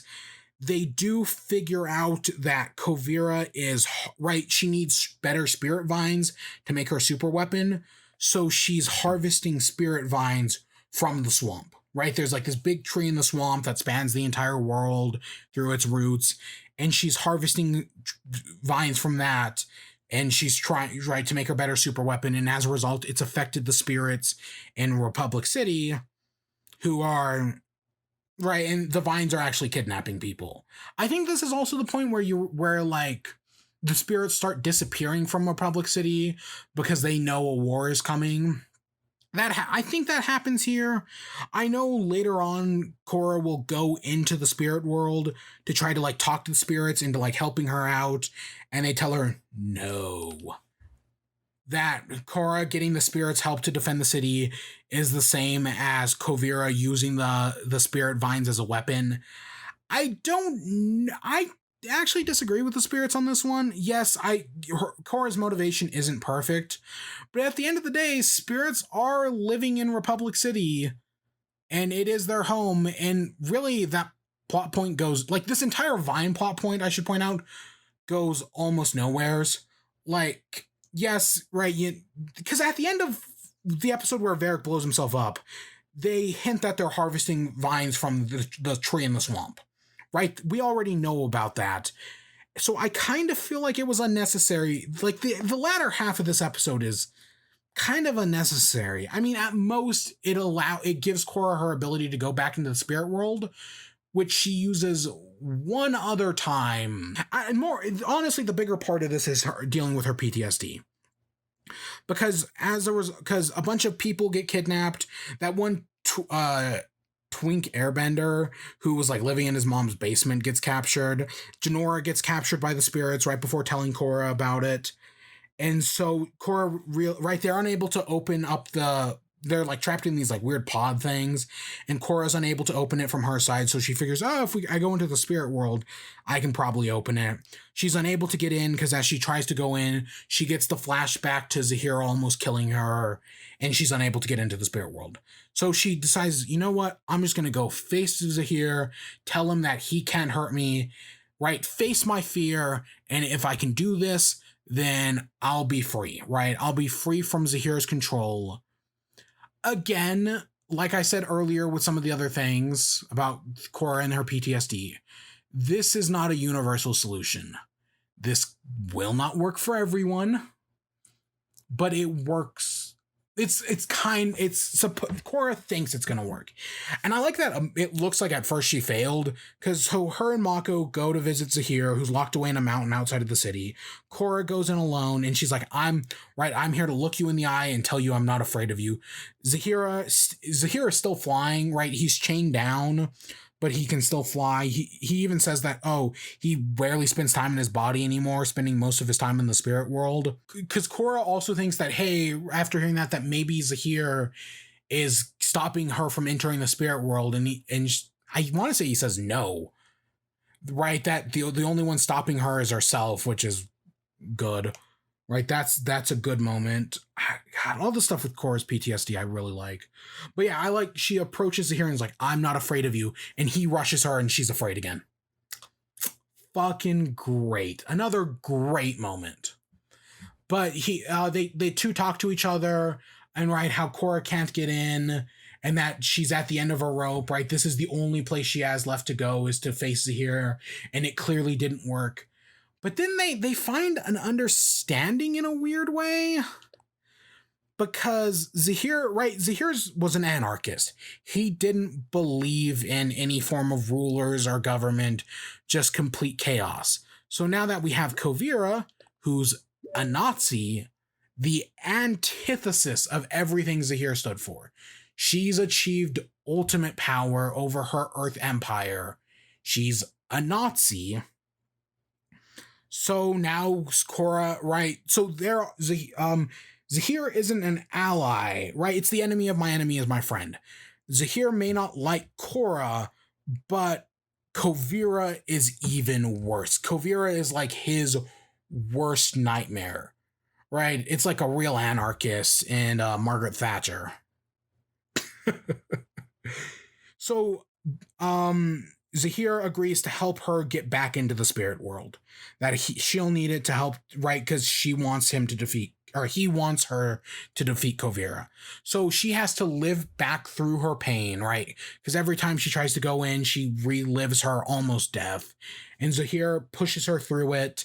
Again, no universal solution, but it's hers. And I know some people will definitely, because fiction belates reality.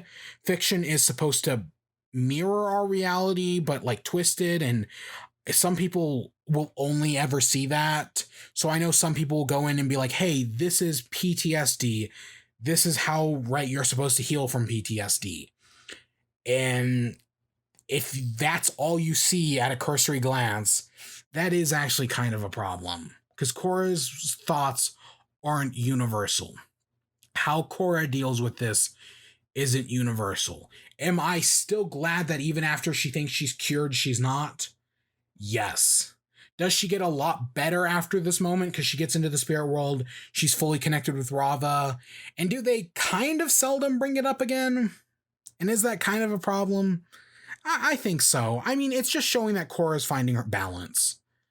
But she's gets into the spirit world. She's able to find the others, and she's able to free them, right? She's able to free Jinora and all the rest, right? Show that she's more responsible, right? Everyone's looking down on her. Again, I still kind of think this spirit vine thing is kind of a subquest, like a side plot. Is it filler? I mean, it gives Korra back her ability to go into the spirit world and connects her with Rava fully and deals with her PTSD more. So no, but I don't know. It feels kind of weird. It feels kind of weird. So then Opal talks to Lin about what they're going to do about Sue and the rest of the family. They have that conversation, and so they decide they're going to sneak in on Opal's bison and go break out Sue and the rest of her family. And Lin agrees to go along with them, and Bolin is trying to make up with Opal, and he says he'll do anything. So he agrees to go along with them and help them out. He knows Kuvira stuff. He knows where they're most likely being held. So he agrees to go help them. So they head over and they head to a weapons testing facility. And along the way, they run into Toph because Toph is also here to save her kid and her grandkids. Yeah, okay. Again, I really like Toph, and there's a really great moment where we learn like that actually beating up Korra actually like wasn't as easy as it looked, and Toph's getting up in age, but not to tell Korra that. That was a really nice moment. There's also a great fucking where Bolin asks about Lin's father, and it's like it's really awkward for Lin because this entire thing between Lin and Toph is that while Sue and Toph made up and Lin and Sue made up, Toph and Lin never made up, right? After she retired, they never made up, and throughout most of this episode, there's tension between them. God, it's just such a funny moment. God damn it, I still love Bolin. But they figure out that everyone's being hidden below the testing facility, and that Baatar Jr. and Zuli were able to make a weapon, but they haven't perfected it yet, even though there's supposed to be a weapons testing tomorrow. Because guess what? Kuvira shows up. That's not what they expected. But they have built their super weapon. They're going to shoot it at this abandoned town, but it keeps breaking for some reason. Toph reveals that Julie is lying. That she knows something. She's like, is she betraying Kuvira or not? Who knows? But she's definitely lying to Baatar Jr. She's definitely up to something. So they decide that, hey, the next day while the weapons test is going on, they're going to sneak into the underground prison and break everyone out. So that's exactly what they do. They sneak in while the weapon test fails. Kuvira finds out that like a lock there's like a piece missing, and that the piece could have caused the entire thing to explode, and that Zuli took it because she tries to kill herself, Baatar Jr. and Kuvira. It doesn't work, and so she gets trapped in the center of town. Meanwhile, they're able to break everyone out, and then they decide, like, hey, while they're here, they might as well try to take down Kuvira again. She's right here. She's got the super weapon. They need to try to stop her. Especially because now that Julie's in the other town, and she's betrayed Kuvira, Bolin's like, no, she's a friend. We need to save her. So her and Opal go to save her. Sue and Lin try to take down Kuvira. Toph says she doesn't want to do anything with it. She does eventually come in and stop Kuvira, and they all flee after they've saved Julie. And it's a really good scene. I like we see the super weapon get fired, and it like barely goes above their head, but it's like super destructive. They've got because it's like it's like a railgun style thing. It's like really big. It's shooting. It's not a railgun. It's shooting lasers out of it using the spirit vines. It's a pretty decent fight scene. Again, I like it. God, I don't know. There's the mech suits that we'll talk about here in a minute. We'll talk about in what, like the next episode or the second to next episode. They don't defeat Kuvira. They're able to like push over her weapon, but Toph comes in, saves them, and they all escape. So yeah, and Bolin and Opal forgives Bolin. They've saved her entire family. They head back to Republic City, and now that they have Julie, they know that Kuvira is going to attack Republic City in 2 weeks, because the next episode has her giving a speech about how her Earth Empire isn't whole, right? That the Earth Empire hasn't become whole because, as we learned about in the previous episode, or as they talked about, the Earth Queen said it, that the area that is Republic City was taken by Aang and Zuko from the previous Earth King. And, right, she's kind of bitter about that. And Kuvira is, right, she believes that to have her empire fully reunited, she needs to get that back. So she plans on attacking Republic City because, again, Kuvira's a Nazi. There's never enough, right? Eventually, she'd go on to conquer the world if it wasn't for everything that happens here. They know that Kuvira's going to be here in 2 weeks, so they decide to start evacuating the city. That's their big goal. They have to start evacuating the city. They're securing the border. We see General Iroh again, even though I want to say he only speaks like 2 lines in this entire episode. Or in the next episode. I don't know. He's barely in it. But they're securing the border. They're evacuating people. Varrick and Asami are going to start working together to build new mech suits to help take down Kuvira's mech suits. They're working on... hummingbird mech suits, like flying mech suits. Again, from where we started, right? The original mech suits, while I felt like they were very advanced, at least they weren't too out of the ordinary, right? They were still on tanks, right? I wish they had just done actual tanks, because I could believe tanks, but they were basically just like mobile tanks. They had a little bit more flexibility. And that's kind of what these hummingbird suits feel like. They're just like the more advanced tanks, unlike Kuvira's mech suits, which Varrick designed, that are like these super advanced, super flexible mech suits that can shoot lightning, they can shoot fire, they're super flexible, they can go anywhere, they can do anything. I had problem with the mech suits in the first season, but it wasn't that big of a deal. The mech suits in this season are just a little too much. They're too powerful. They're too flexible. If part of the excuse was that these new super mech suits that Kuvira has could only be controlled by metal benders, because like the metal benders are literally bending the metal in the suits to get them to work, and that's kind of like their one weakness. I'd be more willing to buy it. But they're not. They're also made of platinum because, of course, all the metals in this show all the mech suits are made out of platinum, so they can't be metal bended. Isn't platinum like a super rare metal? That's supposed to be a thing, right? But, so, I don't know. I like the first season I'm willing to, whatever. But the mech suits in this new season, they're too much. They're just too powerful. They're too flexible. Like, if they were slower, maybe I'd buy it. Because that's what right in the first season, I was willing to give those mech suits a benefit of the doubt. Because they were slower. But these just aren't. And this is all leading into them going to... Right, Kuvira has this cannon. So Korra and the rest of Team Avatar decide they're going to get on one of the bison. And they're going to fly out and they're going to get rid of the cannon. So at least they don't have to worry about Kuvira's cannon.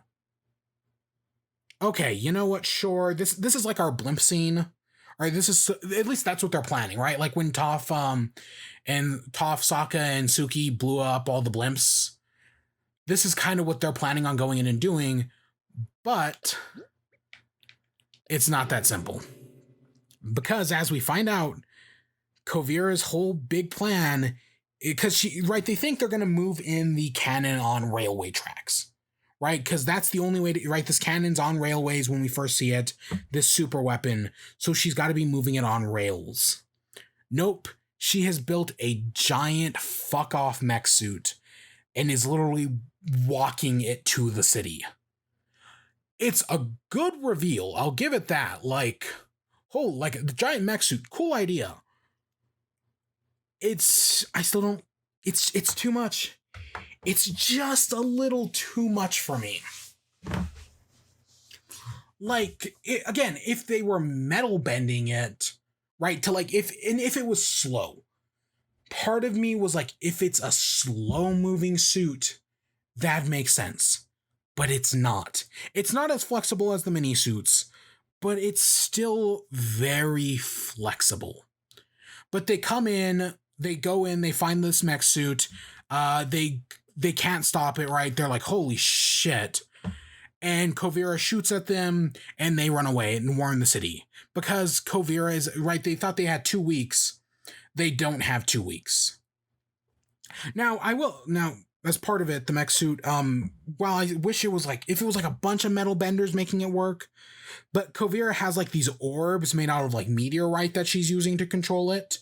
Because if it was slower, if it was like this really slow mech suit, I'd be like, sure. But based on how she uses it in the next episode, it moves a lot faster. Like there are moments where she's just able to raise and shoot the cannon before anyone can even move out of the way. Like you would think like, oh, the airbenders would easily be able to fly out of the way of the cannon, but they really can't because of how fast it is. I don't know. I like, it doesn't ruin the show for me. That's an important thing. It's not even that big of a detriment. I don't know, man. This has mostly been a show, right? Like this show kind of has a, is this the word hard magic system? There are strict ways the bending works in this world. And while I appreciated the non-benders using science to get the upper hand, this just goes a little too far. I'm willing to give them a benefit of the doubt, but this just goes a little too far for my liking. It doesn't make me angry, right? Like I'm not annoyed, and they do some cool stuff with this. Like I should point out, the super weapon itself, the weapon made out of spiritual energy, I'm totally on board with. That I do like. The train, fine with the train. The super weapon, them using spirit vines and turning it into energy to use as a weapon against the city, yeah, I mean, yes, Kuvira is a Nazi, and they don't give her like a nuclear bomb or anything, because while the super weapon is super powerful, it's not overpowered. Like at one point they get shot at and they all survive it, like easily enough. I mean, yeah, some of them get hurt, but I'm like, it's not like they got a nuke. That's important to say. The super weapon's powerful, but I don't feel like it's broken. I don't feel like it's unreal, right? Like I'm actually more willing to buy the super weapon than I am to buy all the mech suit shit. But yeah, so they run back to the city and it's like, hey, we're running on a timescale here. They order a mandatory evacuation. This is where the prince, who's been mostly annoying up to this point, he steps up. He proves himself as a leader, right? That he can lead these people. He does the evacuation order that, hey, don't worry, everyone's going to be okay because Mako fucks it up. And yeah, the prince starts showing himself as a leader. Him and Pema, Tenzin's wife, start helping the people evacuate. Eventually, I'm just going to cover this all now. They eventually get caught up in the invasion itself, and the prince gets some badger moles because his singing can control badger moles. You know what? I'll buy it. Sure, fuck it. And they escape from the city. He's able to use the badger moles. They're able to dig underground, and with the last few people who haven't evacuated, they're able to escape. And then Kuvira arrives in the city with her giant mech suit, her Colossus. I mean, it's called Day of the Colossus. And she orders a surrender, right? That she demonstrates her weapon by destroying a bunch of ships in the harbor. She can easily win, and she orders them to absolutely surrender. And the president of Republic City is like, you know what? Fine, we'll surrender. You win, right? We can't defeat your super weapon. We'll surrender. She also orders Korra to surrender as well, but Korra's in the front lines ready to fight, but she runs away. She goes and meets up with the others. They decide, they basically break up. I think this is where they break up into 2 teams. One's going to go slow down the super weapon. The other kidnaps Batar Jr. Maybe the kidnapping of Batar Jr. comes later on. Or maybe it happens first. I don't remember the order. Fuck. It's been too long. I should have done this like the day after. But let's just talk about the Batar Jr. kidnapping real quick. We'll do that and then we'll get to them fighting the Colossus. So they go and they fight. So they go, right. So Batar Jr. is in an airship heading over to Airbender Island. Korra, I want to say Boomy and Tenzin. I want to say it's those three. Sneak onto the airship. They do a quick stealth mission in all of this. It's actually kind of nice. I like a stealth mission. They sneak on, they grab Batar Jr., they take him back down and are like, hey, surrender, right? So order Kuvira to surrender, and she refuses. Or right, we'll kidnap you. No, it's actually, we'll kidnap you, and you'll tell us how to stop Kuvira. He refuses, right? He says that, right, they try to threaten him, and that doesn't work. And so eventually Korra's like, no, I'm not gonna kill you. Instead, I'm gonna make you spin the rest, right? We're gonna run away and you're never gonna see Kuvira again. Because in like the previous episode, Kuvira and Batar Jr., they've been engaged. We've known about that since like the second episode. Maybe even the first, actually. But they like confess their love that after they've taken Republic City, they'll get married, they'll settle down, so you know shit's about to happen. You know shit's about to go down. But so the airship shows up. Batar Jr. doesn't come out to greet the president. They talk to he talks to Kuvira about like, hey, wait, what's going on here? What game are you pulling? Batar Jr. Because they're in Asami's warehouse where she's building the robots. That's where they're hidden. Batar Jr. does call Kuvira and is like, you know what? It's not worth it. I love you. Let's just turn around and leave, right? I love you. I want to see you again. They're not going to let me. Let's just leave. And Kuvira makes the ultimate decision and shoots her super weapon at them because she traces their call. Kuvira is a Nazi. Right. They foreshadow this in the previous episode, not too subtly, by the way. I mean, it's like throwing up death flags for a character. Not subtle at all. So yeah, Kuvira decides that no, the Earth Empire is more important than the person she loves. So she tries to shoot at them, and while they survive, all the Hummingbird mech suits except for like 2 or 3 are destroyed, and they barely make it out alive.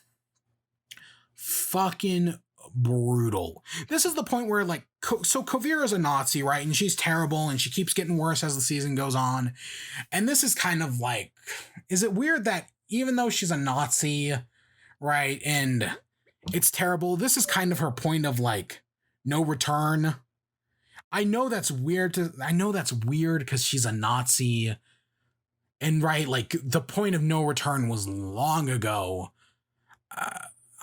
Honestly, for me, it probably should be the concentration camps. Yeah.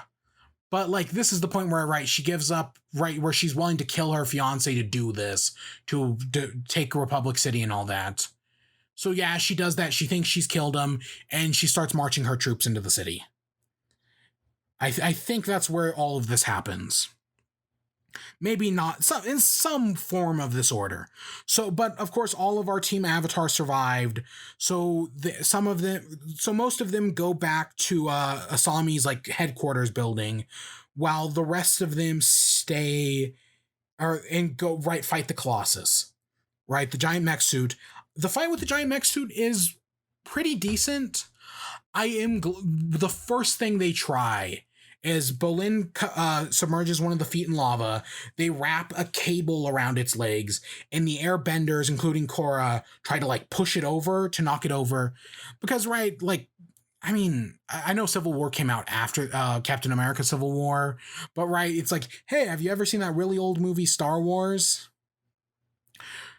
And right, that's how they took down Giant Man. So right, of course, the obvious thing is to tie its legs up and try to push it over. And I don't think it doesn't even tip over. I think it breaks the cables. It's refreshing to see that the strategy of like tying it up, right? The Empire Strikes Back strategy, classic strategy, doesn't work, right? That's refreshing. So instead they have to go with the other Empire Strikes Back strategy that everyone kind of forgets about, which is going inside of it and throwing a bomb into it. That has to be their other plan. But they fight it off. The airbenders take a big hit. They eventually retreat to the workshop. They Milo has the idea to like cover it in like the glass and paint to like try to distract it. That happens as well. They keep trying to they're trying to buy Asami time to get her hummingbirds working. Asami's father, Hiroshi, comes out of jail and says that, hey, well, we can't get into the giant mech suit because it has no weakness, right? Batar Jr., after waking up, admits that, hey, these mech suits have no weakness, right? They're made out of platinum. You can't metal bend into them. But Hiroshi has the idea that, hey, there's plasma cutters that we use to cut platinum to make mech suits. So what if you use those and attach them to the hummingbirds? So they start working on that. Also, right, and so while they're working, Korra's trying to distract the mech suit. They fight it off. I think this is where they topple, right, and it does damage. I think this is where they topple a building on top of it. Like, it cuts through a building with its laser, and the building falls over on it. And even with that, it's fully down on the ground. It's still able to get back up and keep kicking. That's what I'm talking. Whenever I say the mech suit's too flexible, the giant one, that's what I'm talking about. The fact that it gets totally crushed by a building and is still able to just walk it off and gets up from that. I mean, it's different because they don't Empire Strikes Back it, but it's, I don't know, the mech suit's just too powerful. Like, the question I was asking is, why don't they try to go through the glass? I mean, yeah, I know it's kind of small, but hey, why don't you try to go through the glass? Is it Milo who like lays on the glass at one point? I don't know, but that was my first thought anyways.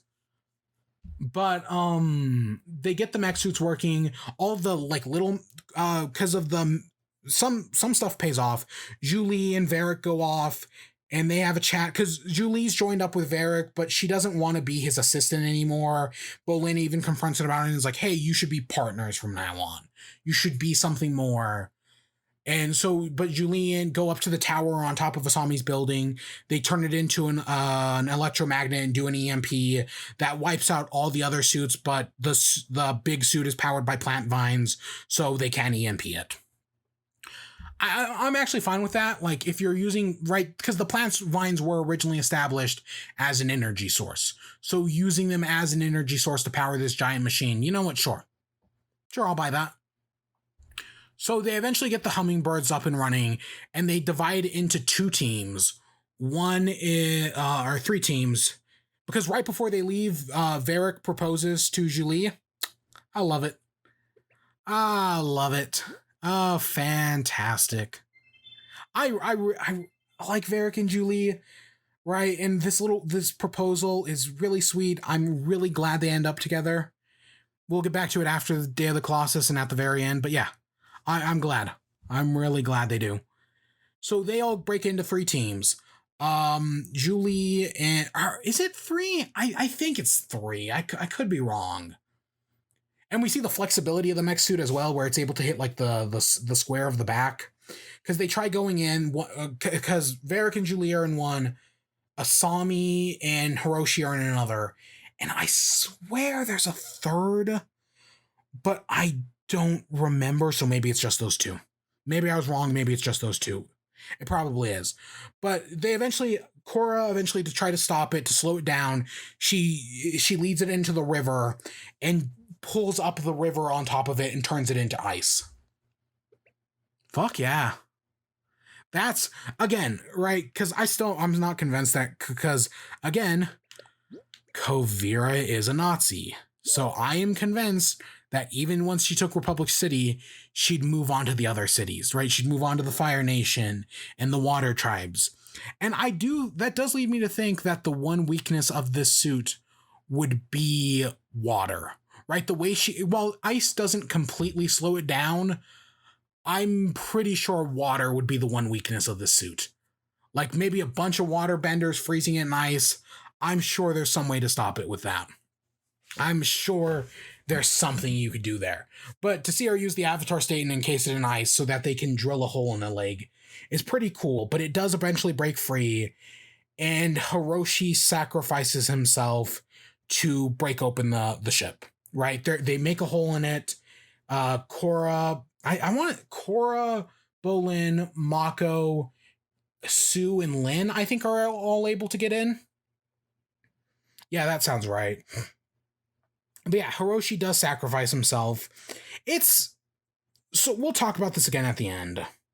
But there's this idea that once a character has killed, they can no longer be redeemed. This is Hiroshi's attempt at a redemption. And there's this idea that killing is unforgivable. So the only way he is able to find redemption is by sacrificing himself to save the world.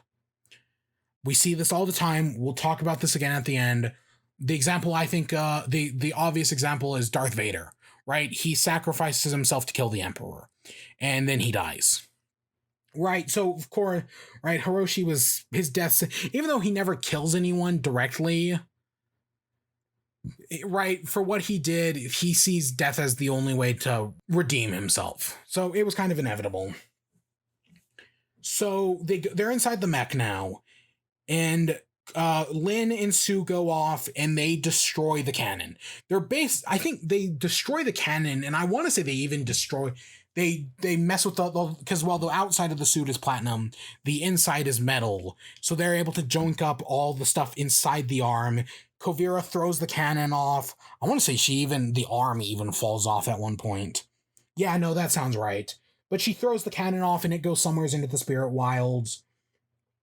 Mako and Bolin go to the core, which has all the vines in it, and they try to use the on-off switches to turn it off. But because of how the vines work, it's self-sustaining. It has basically infinite power, so they're unable to turn it off.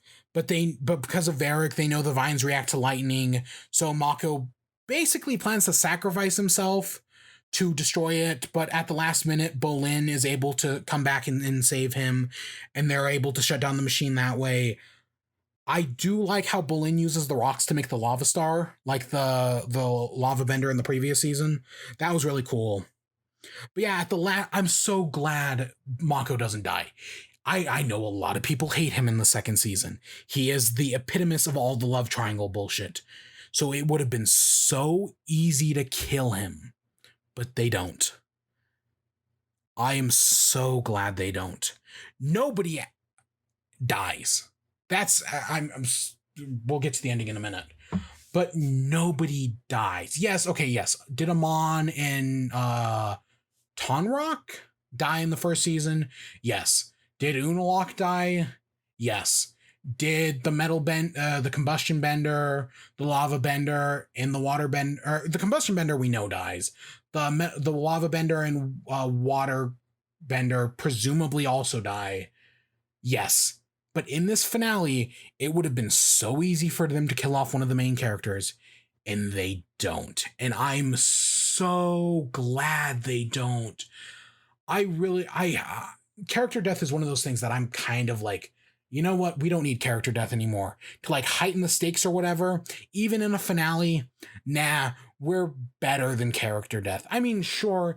I mean, yes, we do live in the hope punk era, and eventually the hope punk era will end, and we'll go back to the 90s probably, when everything was grim dark and extreme and characters die left and right, Death of Superman style bullshit.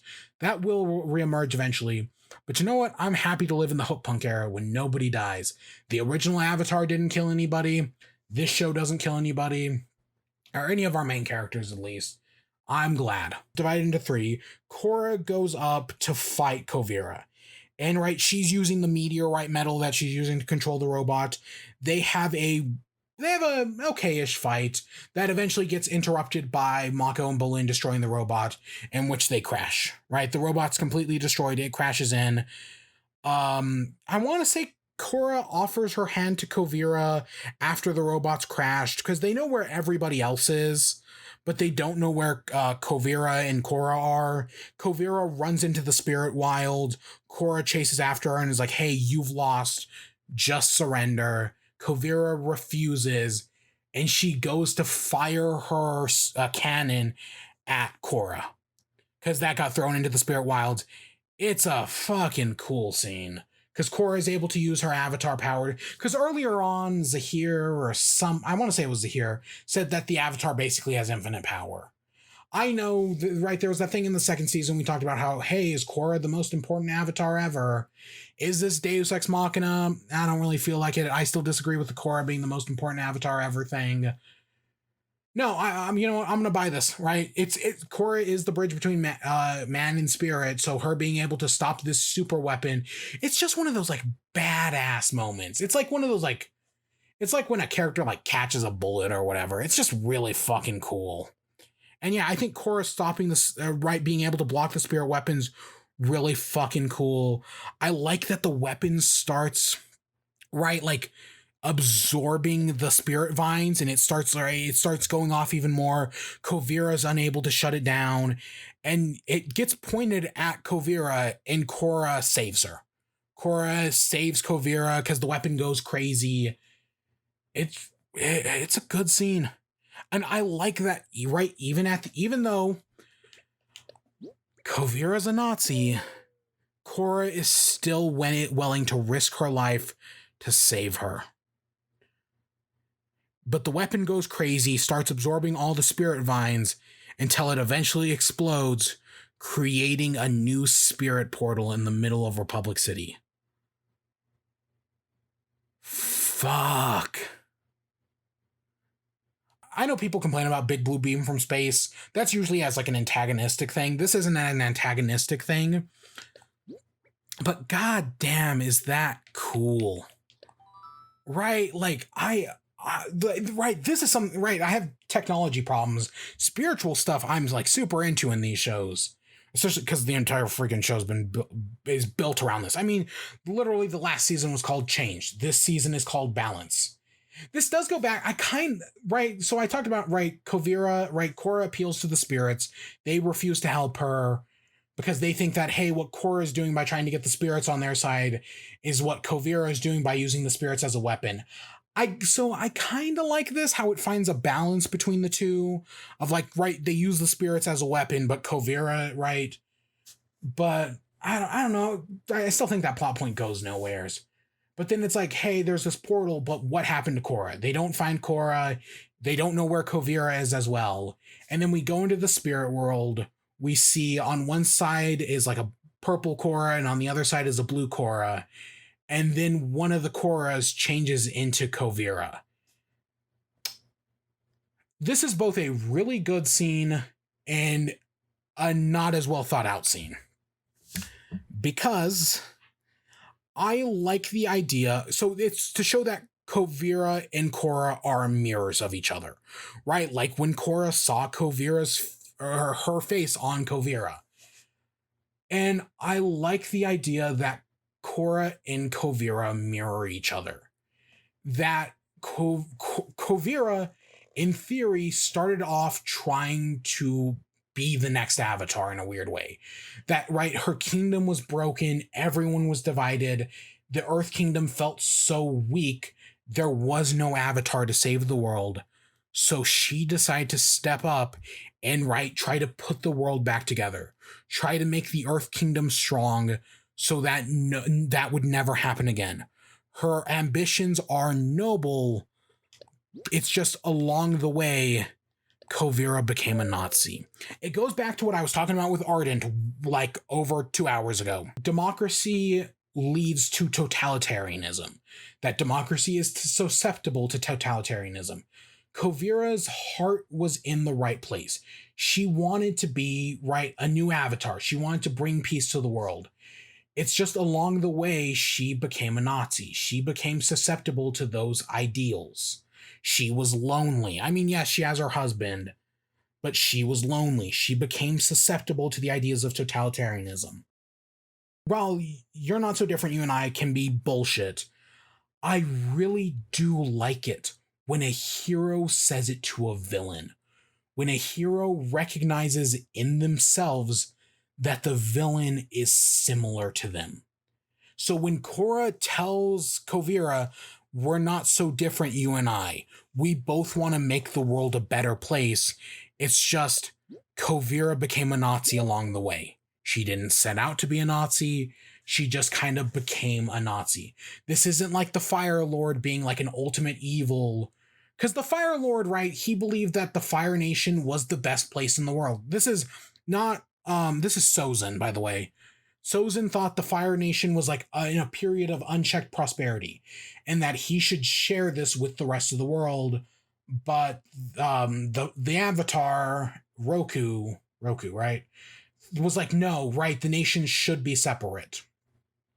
There's a lot of parallels between all of this.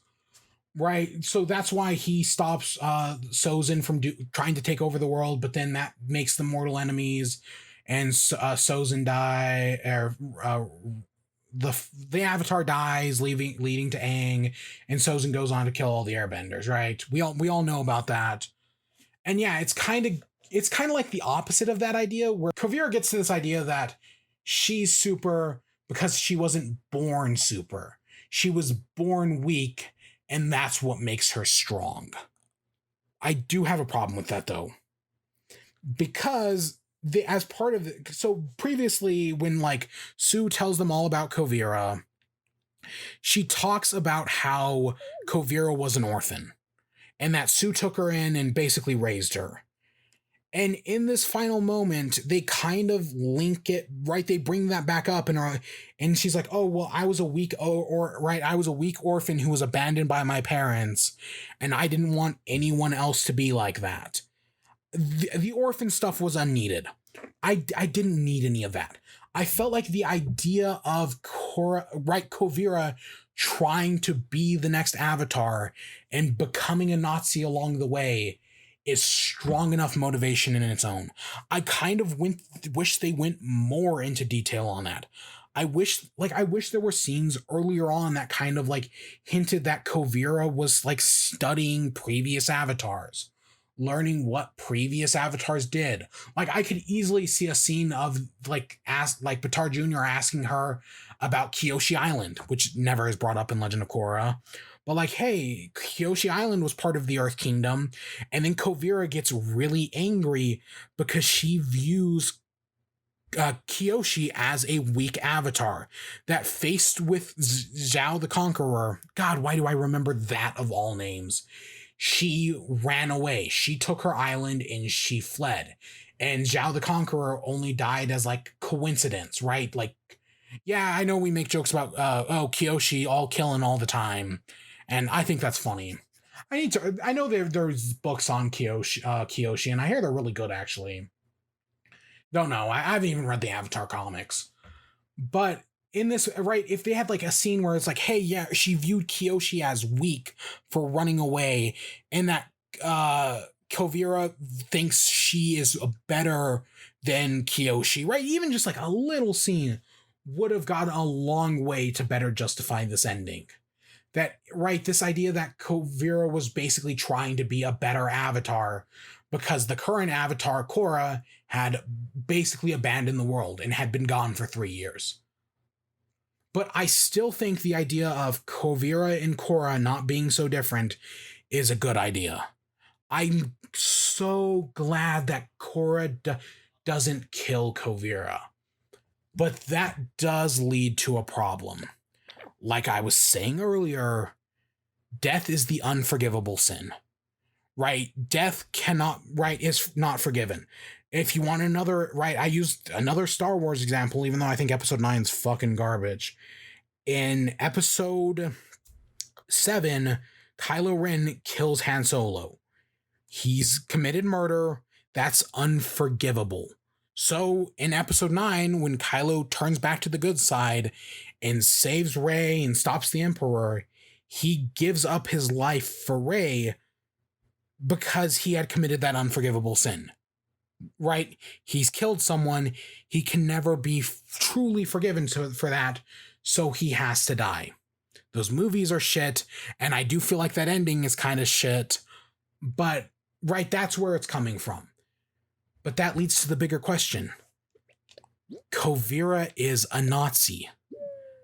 Does that mean that should Nazis be an unforgivable sin? Should Kuvira be given a chance to do better? Hiroshi, who I felt like did a lot less, in my opinion, like Kuvira is definitely way worse than Hiroshi. He dies sacrificing himself. And he does consider himself sacrificed, right? He purposefully gets, right? He purposefully takes the hit to get them in. He knows what he's doing. But is Kuvira being a Nazi unforgivable? I want to say yes, but I don't know. They also draw strict parallels to Nazism, like the creators, right? They did that on purpose. And part of me kind of regrets, right? Part of me kind of wishes they didn't. I was looking, is there a wisecrack video on Kuvira, or like someone talking about the philosophy of Kuvira? I looked it up and I didn't see anything. I mean, I think it's prime real estate, honestly. Besides for just saying she's a Nazi and calling it a day, like I have been all day. Kuvira's a Nazi. But I feel like there's a lot of potential to talk about the philosophy of Kuvira. And as part of that, I kind of wish they had made her a little more gray. That she's still doing some of these bad things, maybe not as far as like the concentration camps and all that. But I wish she was more gray. That while, yes, she did have a giant army, she was willing to take right land and whatnot by power. She held an iron fist over her Earth Empire. But Bolin is also not completely wrong. She is going in. She is helping people. She is creating, right? Maybe she's not enslaving people, but she's giving them an opportunity to be better. She's not like this ruthless dictator. She's not a Nazi. If it was more gray. And then her big turning point would be that she tries to murder Batar Jr., right? That's when she fully embraces it. And she goes, right, she if Kuvira had marched between this like gray middle ground, and then it's only at that end that she becomes like this big, right, that she steps over the line, then I think her, not redemption, because she doesn't get redeemed technically, but this ending scene with her surrendering, her standing down, because after Korra and Kuvira go back to the human world, like the troops show up, but Kuvira tells them to stand down and surrenders and says she will make up for all of her actions. But she's a Nazi, and I don't know if I can, if Kuvira was more gray, I feel like I would love this ending even more. She just stepped over the line, but she can go back. She can make amends. But because she's just full-on Nazi, I mean, yes, they never do say that in her concentration camps she is murdering people. It's more akin to the American internment camps. Because for anyone who doesn't know, during World War II, while yes, Germany was off in putting Jews into their concentration camp and gay people and mentally challenged people, mentally handicapped, I guess would be the better word. Here in America, we were putting Japanese people into internment camps, and even other people of Asian descent. It wasn't all exclusively Japanese. We were that happened here in America. And yeah, at no point do they ever say that Kuvira is killing people.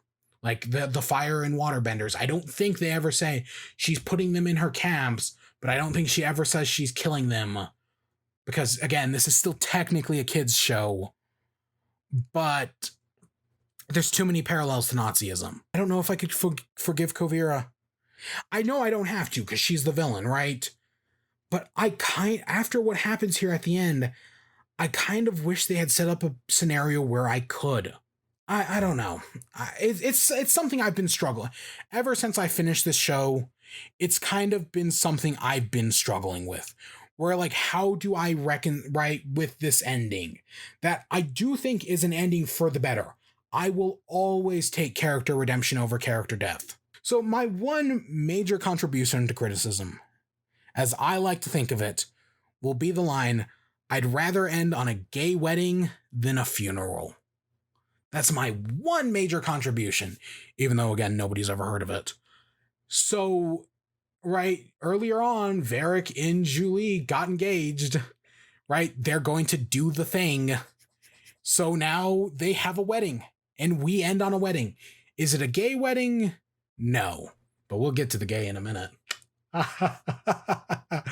But we get the wedding between Julie and Varric, and it's really nice and it's really sweet, and I'm really glad they did it. Yeah, no, I like the whole do the thing, right? Where it's like, will you do the thing with me for the rest of our lives?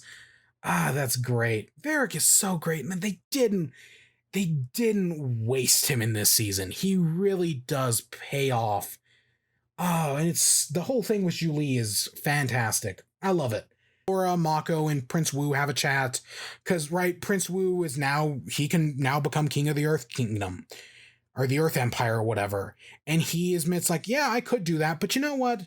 Even though I was really helpful and, right, he helped with the evacuation and everything, he realizes that he's not fit to be king and that maybe it's better to establish a democracy, right? Have people vote in the Earth Empire.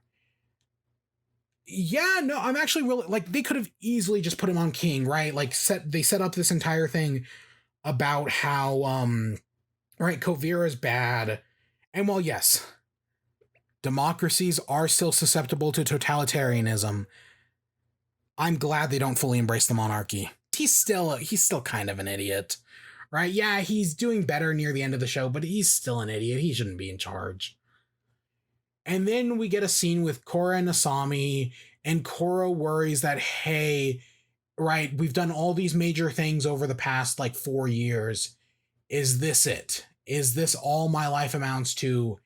And, right, Asami's like, oh, it'd be nice to go on a vacation, right? See the spirit world. And so the two, presumably sometime after the wedding, presumably it's not, they don't just leave at that moment, even though totally, they go off to to see the spirit world through the new spirit portal. They hold hands at the end and they go into the portal, and that's where we get the end. And it has since been confirmed and whatnot that Korra and Asami end as a couple. And I'm really glad. This was, at the time, this was one of the first, like, fully gay characters I remember in a kids show. Like, yeah, later, tons of shows later on will do this. But this was one of the first. Because, yeah, later on we'll get Steven Universe. We'll get Adventure Time with Marceline and Bubblegum. We'll get Garnet. We'll get, I think even from Nickelodeon, I think one of the characters in the Loud House is lesbian. I know there's the is it the Owl House? I do want to check out that Owl House, but the girl in that is bisexual. We have definitely gotten better. So Korra walked, so these other, and I know this wasn't the first show to do this. Plenty of shows have done this in the past. They had to be more subtle with it, of course, and nothing is ever fully confirmed. But Korra walked so some of these other shows could run. Now, I remember, in my memory, I remembered a kiss between Korra and Asami, but not a kiss that happened in the show itself. I remember it ending with them holding hands looking at each other. In my memory, how it played out was that Nickelodeon censored it. Because there is a lot of shit that happened. So in my memory, Nickelodeon censored it. That they animated a kiss, but Nickelodeon told them to take it out, so they did, but then the kiss, like, leaked online or something. Because I definitely remember seeing an image of them kissing in the spirit portal that looked just like the show. It was probably fan art, but it was really well done fan art. So, but looking it up, I couldn't find any evidence that they did that. I couldn't find any evidence. Maybe it's out there. If someone in the comments could tell me about that, that would be much appreciated. Because I remember it, but there's no proof, right? Because to this day, people who liked Korra will still not forgive Nickelodeon for what they did to Korra. Because there's also because as part of, right, the censorship thing that that I thought happened, but I guess not. There is the actual thing that did happen. So halfway through, I want to say it was halfway through season 3. Let's get the angry face. Halfway through season 3, because of its decreasing ratings, because season one the start had good ratings. By the season one finale, ratings had dropped in half, or by the season two premiere, ratings had dropped in half. By the end of season two, ratings had dropped in half because of that. So season three came out. Halfway through season three, Nickelodeon pulled The Legend of Korra from airing. They decreased season four's budget, right? All that. So halfway through season three, Korra stopped airing on television, and the rest of season three was aired exclusively online. I remember there was some controversy about Korra airing, like the entirety of season four airing in other countries before it aired in America. Like they basically just premiered the show in other countries and finished it off before it premiered in America, because season four also wasn't aired on television. It was aired completely online. Nickelodeon fucked over this show, right? They after its ratings started declining, and while the show was getting better, they pulled it. They didn't give it a chance. We are lucky we even got it, right? Part of it's even lucky they even finished it, right? That we actually got an ending and they didn't just outright cancel it like many other shows that happened over the time. Is it Wander Over Yonder? Is that the one that got canceled? That famously got canceled? I'm just talking about in the past like decade. Oh, Symbionic Titan, but that's a little different. But yeah, no, it does. Nickelodeon did this show dirty. And there are some people who still haven't forgiven them to this day. Right? That they've done some terrible shit and they have not been forgiven. I'm kind of one of them. I know The Loud House is a show that exists, and I know there's some controversy with that show and its creators or something. I've never seen it. I haven't seen anything from Nickelodeon since Korra. Yeah, no, I haven't seen anything. I remember the controversy happening. See, that's also part of me. Like, I remember watching Korra, like, at least the first two seasons as they came out, because then I remember the controversy happening. So maybe I wasn't even watching the show and I was just hearing people talk about it, because I was still into, like, Adventure Time and regular show and stuff like that at the time. But hey, it's here on Netflix now, as is the original Avatar. And Netflix did them dirty as well. I mean, we still haven't seen the fruits of it. I mean, Avatar as a series just keeps getting fucked over. There was the movie, there was What Happened to Korra here, and then there's the Netflix stuff. So, from what I remember, this happened back in like July. Netflix was like, hey, we want to do another live action Avatar. We know the last live action Avatar didn't end well, but we want to do one. And so the creators of the show got in talks with Netflix and they started talking about doing a live action thing. My hope was that we'd get, right, I didn't want just a remake of Avatar.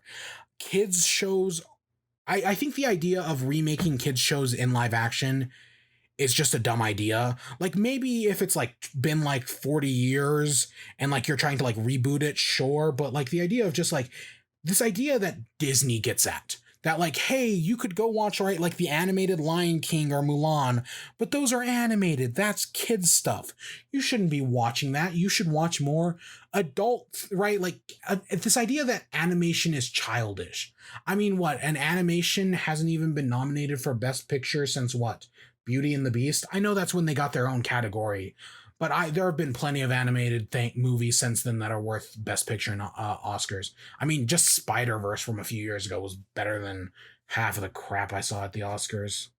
So what happened with it was eventually the creators of Avatar stepped away, and the reason is because Netflix didn't think, right, a kid, even though this is one of the most, the original Avatar is one of the most beloved shows of all time, and Korra's here. I really like it, but other people have complicated feelings on it.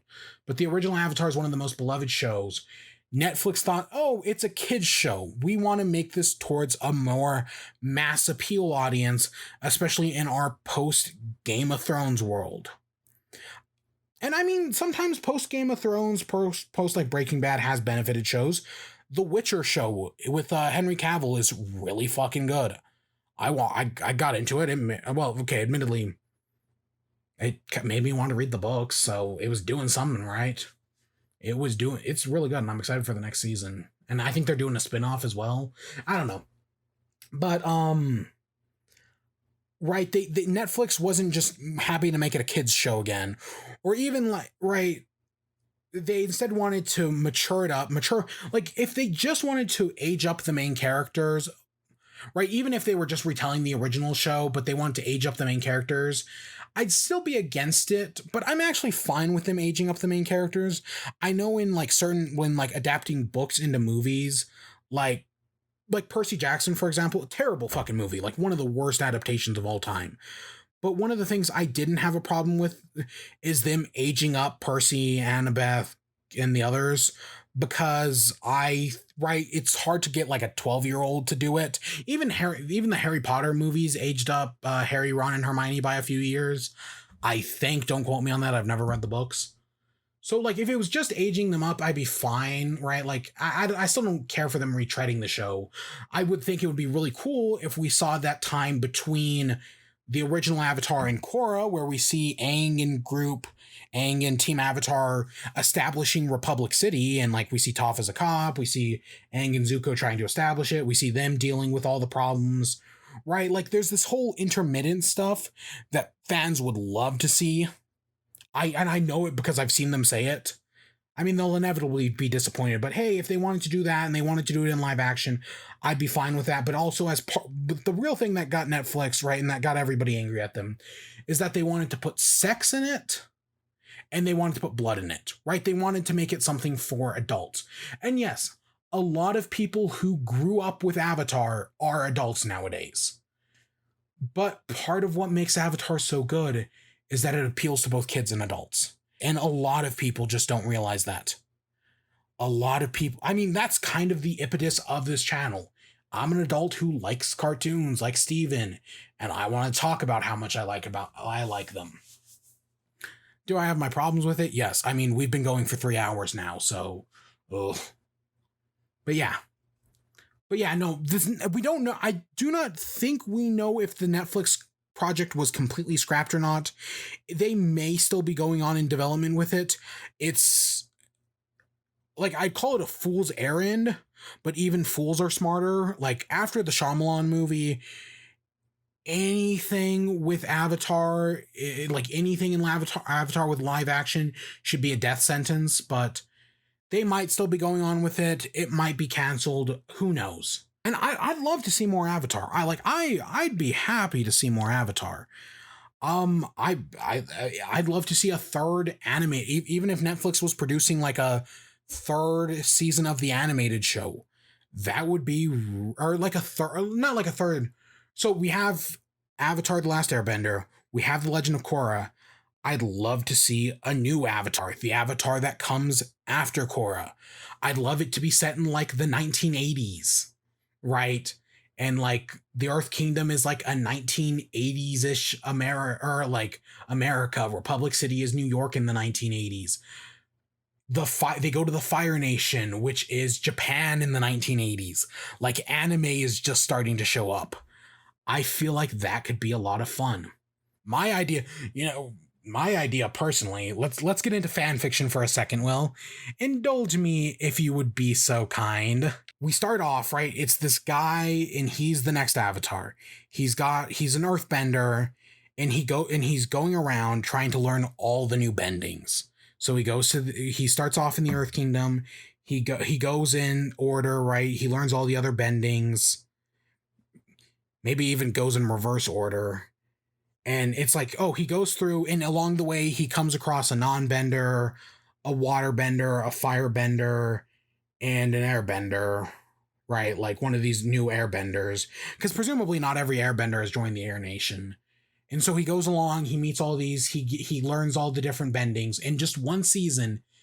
And then at the very end of the season, he gets to Republic City, and we find out he's not the Avatar. That there is an Avatar, she's an earthbender, she looks kind of like Asami, because I like that theory that the next Avatar looks like the person that the previous Avatar was in love with. I really like that theory, so she kind of looks like Asami, and she's the actual new Avatar, And this guy is the Dark Avatar. We've been following him for the entire season because so we learned Unalaq became the Dark Avatar. And then, the cycle continues. The Dark Avatar cycle works in reverse. So it goes from Unalaq's the waterbender to an airbender. They learn airbending, then they kill themselves. It goes to a firebender. They learn firebending. They become a master, kill themselves. And then it comes to this earthbender, and he becomes a master of all four. Because, Unalaq was originally just a waterbender. So it had to go through the cycle each time. For this, and this kid is the first one who's known who of the Dark Avatars, who's known all four bendings. And he's got Unalaq, who I still think is boring as hell, and these two other people, earth and air and a firebender as his avatar guides. And now he's destined to try to kill the new avatar and whatever her deal is, and that's a second season. I think that would be really interesting. And there's a yin-yang conflict there. I know it's impossible because, again, Unalaq dies in the Dark Avatar state. But that's my fan fiction. You can check out me at fanfiction.net/Fochrome. Link in the description. No, but that's just the idea I had after watching Korra. I don't know. I'd have fun with that. Yeah, that's Legend of Korra. It took us well over 7 hours, over a month, but I finally finished Korra. I enjoyed it. I don't regret doing this. Seeing it for a second time, some first 2 seasons a third time, it was really worth it. There's a lot. Yes, the first season's okay. Second season's bad. Third season's great. Fourth season's good. But the first 4 episodes of the fourth season are amazing. Holy shit. And I do think the third season as a whole maybe is at least in some ways on par with the original Avatar. And the start of this season definitely is. The Legend of Korra, I don't regret it. I'm really, because after seeing the original Avatar, which is still one of the best shows of all time, right? It's really good. I was really yes, is this not as good as that show? No. If people would just let go of this show not being Avatar, would they like it a lot more? Probably yes. Do I highly recommend watching it? Either watching it for the first time, even though I've just spoiled everything that happens, or rewatching it? Yeah, no, I do definitely recommend it. I mean, I would say skip some of the second season. Just watch the first Avatar episodes, those 2. But no, when you tell somebody to skip a season, nobody actually does that.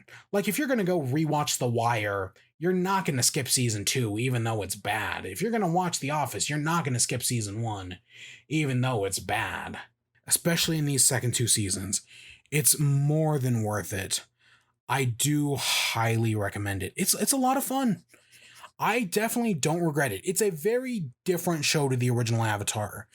And in some ways it grew up, right? In the people complain, I remember this with Nintendo during the GameCube era, retroactively, that Nintendo people who grew up with the NES, when it came to the GameCube, they had grown up, but they felt like Nintendo didn't grow up with them.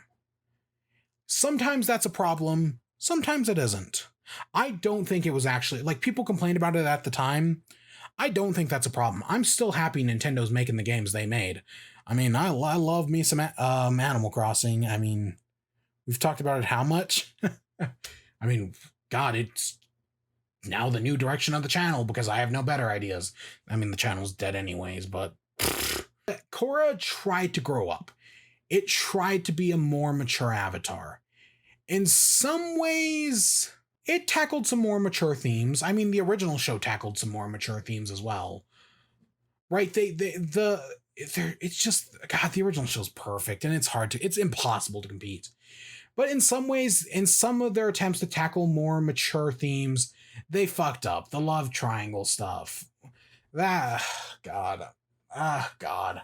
But they did a lot of good here. I still enjoy this show. It's balancing everything out. I'd probably just call it good. It's not it's not great. It's not amazing. It's not perfect. I'd say it's just good. Yeah, I really enjoyed it. I'm glad I did this. I'm curious to see where we're gonna go from here. Like, am I gonna start Ruby? Is that gonna finally happen? I actually know the exact show we're doing next. I haven't. I told myself that I needed to get this video done before I do the next one, but I know exactly what show we're doing next for this. It's something new. It's something new. That's all I'll say. But yeah, I think for the time being, when it comes to Korra, that's where we're gonna end off. I hope you all enjoyed. Stay tuned for more. Until next time, peace.